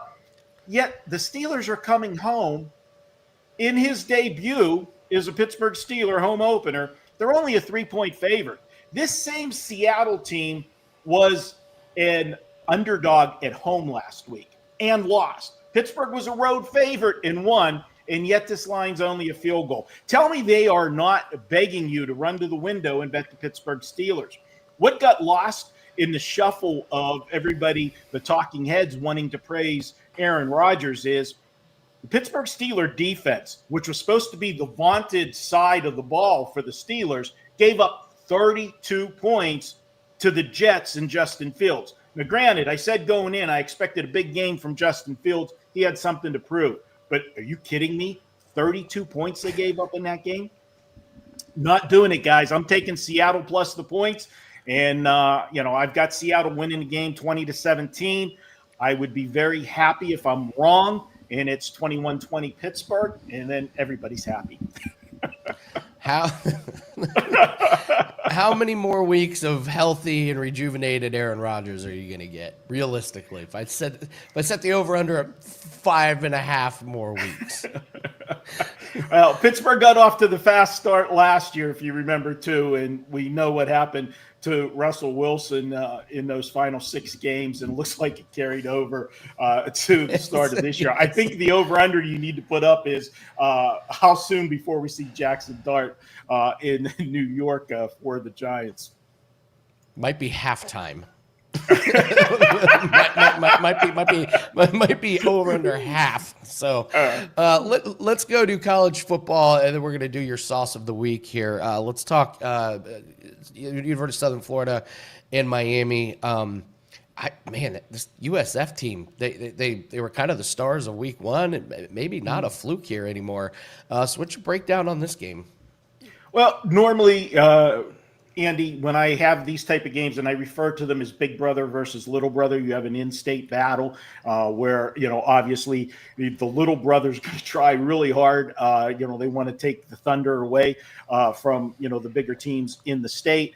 I would be looking to take South Florida. However, we've got a unique situation here and especially there was a caveat to this. Look at who Miami plays next week. You want to talk about, this would be a great look ahead spot. They play Florida next week. So easy to look past South Florida. But, let's give a little shout out to Lee Corso. Not so fast, my friend, because Miami got put on notice. South Florida beat Florida last week. Now, if they wouldn't have done that, this would have been an easy look ahead spot. Because they did pull that upset last week, Miami of Florida is not going to look past them. Okay, they're going to come prepared, ready to play South Florida. And you're asking South Florida now not only to step it up and go out on the road for a second week in a row against another big brother. You played Florida last week and beat them. Now you're playing Miami of Florida. This is their third straight game that they're playing a top 25 team. If you remember, in the first week, they played Boise State, and I think that game was either on a Thursday or a Friday night. So, it was a TV game, standalone, you had a lot of tension on you. This team right now, can they get it up for a third week in a row? I don't think so. And I know we don't like laying points with Miami of Florida. We've seen them blow some big leads last year. But let's look at the offense. Everybody was going to question what was going to happen. Cam Ward, gone, number one draft pick. Carson Beck, and we had a lot of speculation which Carson Beck was going to show up at Miami. Was it going to be the Carson Beck we saw 2 years ago or the Carson Beck that we saw last year? So far, it looks like 2 years ago, Carson Beck. He's playing well. Now, granted, one was against a good team, Notre Dame. The other one, well, not so much. You played a cupcake in Bethune-Cookman. But I like what I've seen so far. They haven't turned the football over. They're playing balanced football, running the football, passing the football. I think they get the job done here. Now, we have seen this line move a tad. It was sitting at 17 for a good part of the week. We got to lay that extra hook now with them. But I just can't take South Florida in this particular matchup. It is Miami or pass for me. I've got the game Miami 41-17. I'll go ahead and lay the 17.5. Wow. You're predicting an ass kicking, not just a little win. Wow, a full blown blowout. All right, Marco. Sauce of the week. Shots fired to Arch Manning last week with your sauce of the week. It was great. What's your sauce of the week, and which team or player are we talking about? Okay, what we're going to talk about, the sauce of the week is going to be garlic parm. Okay, garlic parm's great, man. You're eating that, and you love the garlic and everything. But, and it's really good. But the more you eat of it, sometimes you get a little bit of heartburn, and then sometimes you get to enjoy it the rest of the night because you're burping it all night long. Okay. That team is Connecticut. Okay. And you Connecticut. Here's what happened. All right. We sit down. They get off to a great start. We got Connecticut plus 6.5 or 7, depending when you bet it in the week. They jump out 7-0. Then it's 7-3, still winning outright. Then they go up 14-3 with just a minute 2 left in the first half. Syracuse drives down the field, kicks a field goal as time expires to end the half. Got a little bit of momentum, but we're still up 14-6. We're getting a touchdown. This is great. We open up the third quarter. We get the first score. We're 17-6. We're up. We're cruising. We go to the fourth quarter. Let's fast forward, man. I'm like, right now we're at about a dozen of those garlic wings. It's start to sit there a little bit. Syracuse scores a touchdown, 53-yard TD with 5:41 left on a 4th and 4. Okay, that was game over right there. They don't convert there. Not only do they convert, they go to the house. Well, they go for 2. Smart move. You want to try to cut it to 3. They missed the 2-point conversion. All right, we're still good. Still 5 minutes. Well, Syracuse gets the ball back. They score a touchdown with 48 seconds left in the game. They're up 18-17. We're still good, but they're going to go for two, naturally, because you want to try to get it to a 3-point game. They connect on this 2-point conversion. We're still good. There's 48 seconds left. All right, bring the bill. It's good. The wings are good. We're out of here.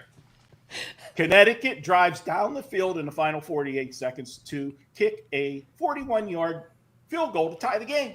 1 second left on the clock. We go to overtime. Syracuse gets the touchdown. I'm burping garlic the rest of the goddamn night.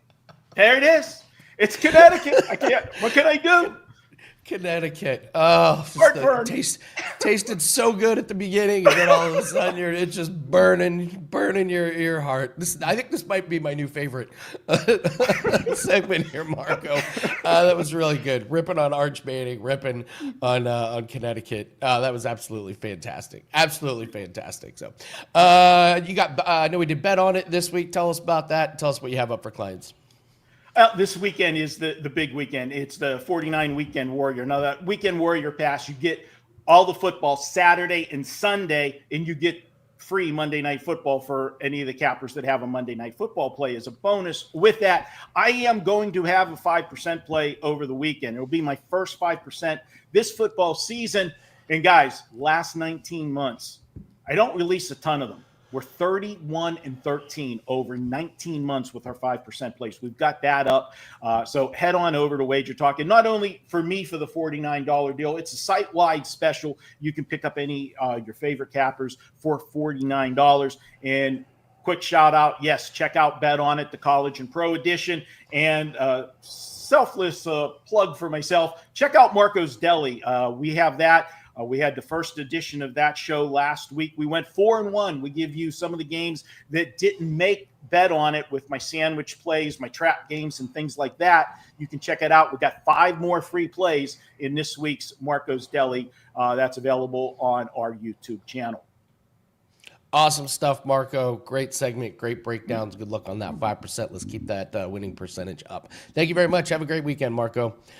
All right, guys. We're going to do all around the world, and Dan is going to jump on and give us a 9-1. I repeat, a 9-1 prop for this weekend. So let's do some free plays. We're going props edition here. Let's go to the Bears and Lions. Caleb Williams to not throw an interception. He just doesn't really throw interceptions. He has 1 interception last 12 games. This is a great stat. In his career, he has 52 incompletions that he overthrows, which means he's throwing the ball out of bounds a lot, and he's not throwing it to the other team. So this prop is an absolute, it's awesome. The price is great. He just doesn't throw interceptions. Going to Seahawks and Steelers, Kenneth Walker, over 1.5 receptions. It's juicy. I don't care. He had 3 last week. He's gone over in 3 straight games, and I watched that game. Zach Charbonnet had more rush attempts than Kenneth Walker. Walker may be the third down back that's catching passes. So he goes over this. You're going to see 2.5 next week. And then it's just the gift that keeps on giving. James Cook, anytime touchdown. He scored in 15 out of the last 19 games that he's played, and he scored in the last 2 games. He plays the Jets. This thing's still sitting at -125, -130. This is a rinse and repeat. Play it every single week. So there's 3 NFL props for you. All right, Dan, 9-1. You have my attention. We like 9-1s. Yeah, we like 9-1s. And Andy, yes, this is a football Friday, but Kelly Stewart going to be ending the show coming up, and her Denver Outlaws are in the PLL Championship. Yes. This Sunday starts at 12:30 on ABC, so we at least have to have something in that game. You can head on over to the Blue Book, and you can get Jared Bernhardt plus 950 to be the championship MVP this Sunday. Because it's football Friday, I won't belabor you. I'll just tell you the last time he faced off against the New York Atlas, 4 points, game-winning goal in overtime. Why did he have such success? Is because Atlas denies your attackman. Jared Bernhardt runs out of the box. He plays midfield. If the Denver Outlaws win the championship on Sunday, which that's the way that my money's going, Andy, it's going to be because of Jared Bernhardt having a large game. So this guy should be more like plus 450, plus 600 maybe. He should be in the top 5 favorites. Instead, we're getting 9.5 to 1. Jared Bernhardt, championship MVP for the Denver Outlaws. Go Outlaws this Sunday. Sorry, I can't root for a New York team, Andy. I just can't. Again, 12:30 on ABC this Sunday. Lead into football with some PLL action. And you got a 9.5 to 1 ticket there, Andy.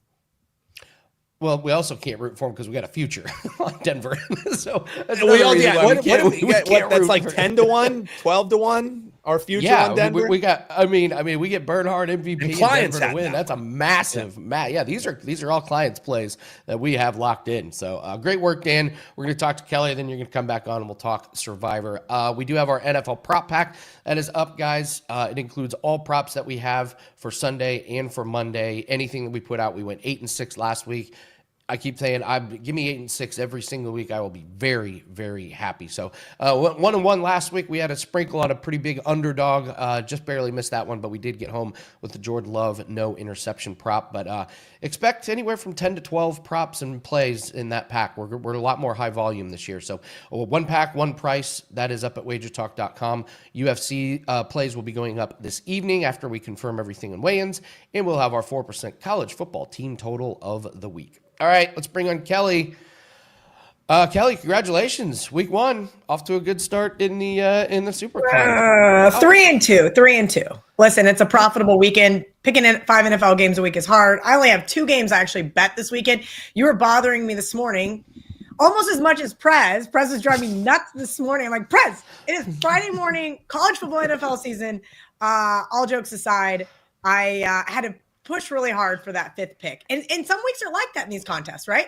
They're Again, tough. I gave, if you got my 2 plays on Bet On It, which we'll go over here in a minute, those are the only 2 games that I bet money on. Last weekend, I had money, I think, on 3 games. I went 2-1 with my hard-earned dollars. It is what it is. We're going to keep on rolling into week 2. All right, well, let's take a look at your plays. Walk us through them real quick. Hey, 3-2? Man, I mean, listen, some people went 0-5 and they're already out of it. They're already out of it after 1 week. By the way, 20. Like my college plays. Thank you so much, Marco D'Angelo, for reminding me how I lost UConn in gut-wrenching fashion. Happy Friday, buddy. Yes. All right. Well, let's take a look here. We're starting with the Jags here. You got the Dolphins, the Chiefs, Jets, and the Ravens. All right. What do you like about these Yeah, the teams here? Jags is one of the only teams I actually got to the window on with my hard-earned money. Here's kind of the tale of the 2 games that I bet. I bet teams that looked really good and teams that looked really bad. Well, that happened to be one of the same games. The Colts played Miami last week. Your Colts could not have looked better. Yes, I know. Listen, if I have to own the Denver Broncos, you have to own the Indianapolis Colts, okay? Like, that's how this is. Be happy to own them. You own them. They looked great last week. And I think they're getting a little bit too much love here in the marketplace this week. That being said, we'll see kind of how things start to play out in that game. But let's go back to Jacksonville. Well, let me finish Miami. Miami couldn't have looked worse. Absolutely could not have looked worse. You had Tua. Everybody hates him. He sucks. That's what the internet was telling me anyway. And then you have Mike McDaniel, where everybody is trying to fire the man week 1. Like, does he have the hottest seat? Maybe him or Brian Dable. We'll find out. That being said, I think there was a gross overreaction. Miami 9-0 against the spread in the last 9 games in the series, 8-1 straight up. Miami's going to win this game. I laid 1. This is a nice stale line in the contest too, guys. That's some of the things that are great about the contest. +1 in the contest. Come on. So look around there. There's great places to find some value. I think I do not have the odds logic screen up. Sorry. I should. That's part of my job description. But I think it's 2.5 pretty much everywhere now, isn't it, Andy? Yes, it is. But you got the line locked in. So they give you those lines, and you gotta take them. And that's what you got to work with. We've seen lines move 7 points in a contest because Kirk Cousins is out, or Aaron Rodgers was out, or crazier things has happened, and those are some spots where you could really take advantage. And I think everybody should. Now on to the Jaguars, as Prez likes to call them. Here's an interesting thing. I bet against Cincinnati last week, and I thought they looked really bad, but I think they actually aren't that good. 141 total yards of offense. They are just struggling. And the Browns are one of those 3-2s that I got last week. I can't believe Cleveland lost that game. The Bengals needed turnovers, missed kicking is for losers moments. It was just abysmal. This Jaguars team looks so much more complete. I think Trevor Lawrence is a buy spot for all your fantasy teams. If you have an opportunity, I had to pick him up this week because, of course, I had Brock Purdy. That's how fantasy goes for me, Andy. Oh, by the way, That's brutal. had him handcuffed with George Kittle. So you got San Francisco 49ers can blame me for that. I'm telling you, the fantasy curse for Kelly and Vegas's team is real. And the Johnny Detroit Big Money League, we've got all sorts of like great, brilliant people in there, poker players, Scott Van Pelt, Cousin Sal, Clay Travis, all these guys are in it. And every year, one of my top guys gets injured. This year it got 2-for-1 special week 1. Well, never forget when Johnny and our friend Jay drafted Brian Robinson like a couple minutes after he got shot. That did happen, and I made that was a fun of real them for thing that happened. The year that I got the number 1 pick, we drafted Le'Veon Bell, and then the league voted against me to let me trade him for Todd Furman. And no, I am never going to forgive them for that. I am coming for blood. I am coming for fantasy football hate. Trevor Lawrence, take me home, baby. Good luck with Trevor Lawrence. I thought he was going to throw for multiple touchdowns last week. He only had one because that's what Trevor Lawrence does. He just comes up just a little short. So, all right, Kelly, what do you got going on for this weekend? What do you have to promote? Yeah, let's see. I'm not going to be on last call tomorrow. Joe Madden's going to fill in for me. I am going to basically what is the only thing that could be worse than a football season wedding. I'm going to Disney World for my friend Katie's 40th birthday. Don't you worry. I'm going to be, on my phone the entire day. So right after this, I'm headed to Orlando. You guys can absolutely destroy me in the comment section. This is the worst thing that can happen during football season. Not a wedding, even though I have 2 of those. People think they're doing me a favor by having on Fridays. Okay, I'm done. No. Rant over. I can't imagine. Disney World. Kelly Disney World. at Disney World. Thank God the K-State game's tonight. I'm going to watch it on my phone. I'm going to drive up in the passenger seat with my laptop. Everybody leave me alone. All right. Well, have fun. Try and enjoy yourself. Have fun with those $20 hot dogs. I'm going to go drink around the world at Epcot. $18 water. Yeah, exactly. Yes, drink all around the world. All right, Kelly. Well, have a great weekend. Try and have some fun. Good luck. And hopefully we see you again next Friday with another winning week in the Super Contest. Good luck this weekend. All right, Dan, Survivor time. It's your Oh, there it is. The graphic lives another week. That's why we have to keep on surviving. We gotta keep winning. winning. We can keep using the I Will Survive the Andy Lang and Dan Alexander story. Needs to happen. Yeah. All right. So we did great. I think everybody did great in Survivor last week. So we all had the same teams. Everybody everyone kind of had the same thing. So, all right, this week it's a little spicier. I had my nominees. I was looking at Rams over the Titans, maybe the Lions at home versus the Bears. I used Cardinals last week. They're at home versus the Panthers, Chargers at Raiders, Cowboys at home versus Giants, Ravens at home to Browns. So let's pull up the graphic, and without us even talking, we landed on the same game here. So we're both on the Cowboys. I'll let you talk. I'll let you talk us through the Cowboys. I'm kind of breaking one of my cardinal rules, and that's don't waste a survivor pick in divisional games simply because they're divisional games, right? But for me, this hasn't been much of a divisional rivalry, Andy, since about 2017? 15-1. 15-1, the Dallas Cowboys record against the New York Giants since 2017. The last time that the Giants beat Dallas was in 2021, and Andy Dalton was under center. So this one for me, the Cowboys are one of those teams, especially with the new head coach, you have to find a way to, in my opinion, use them in a spot early, because Dallas late in the season is when question marks are crazy. And let's be real, Andy, the people who sweated out an Eagles pick last week because they were huge favorites wasn't a great pick. Like, if CeeDee Lamb didn't get the dropsies, you have a 1-0 Dallas team returning home. So instead, because he did, you have a pissed off Dallas team returning home against a team that they have absolutely dominated, and a team who, sure, they kept it close against the Commanders for most of the game. I think we learned last night, maybe the Commanders are that regression candidate that you and I said heading into the year. So Cowboys for me, and I joked with you before we hopped on. I was like, if I get knocked out in week 2, let it be because the Dallas Cowboys are 0-2. So that's the homer in me of the emotional hedge that if I get knocked out of Survivor in week 2 because the Dallas Cowboys lose against the Giants, I can live with that. I don't think we do, Andy. I think the Cowboys are in for a big win this Sunday. Actually, one of my contest picks is laying the 5.5 with the Cowboys. That's a game I bet myself to. I like them a lot this weekend. Yeah, my reasoning was really simply Russell Wilson. If he's terrible, like he gets benched, and maybe Jackson Dart is pretty decent. So how much longer can we fade this Giants team? Yeah. They were awful last week. So we have a lot of entries in the Bet Online contest. So each week I'm just putting in one of them. The favorite, the biggest favorite on the board, that happens to be the Ravens this week. Yeah. And for my I toyed with absolutely them too. disgusting sleeper, could you play the Saints with Mac Jones at quarterback against San Fran? I don't have the onions. That's I don't gross. have plums. That's It's gross. It's disgusting. But I mean, that game is disgusting. And for that reason, I feel like the 49ers laying 3 points might be one of my contest picks because we'll be one of the only people with that as a contest pick. yeah, I probably can't talk myself into burning an entry on the Saints this week. But I thought that might be interesting. So, all right, Dan, thanks very much. Hopefully, we make it through to next Let's week. survive. Yep. Let's Good luck to survive. all of us. So this Good luck to all can of us. survive. Yes, indeed.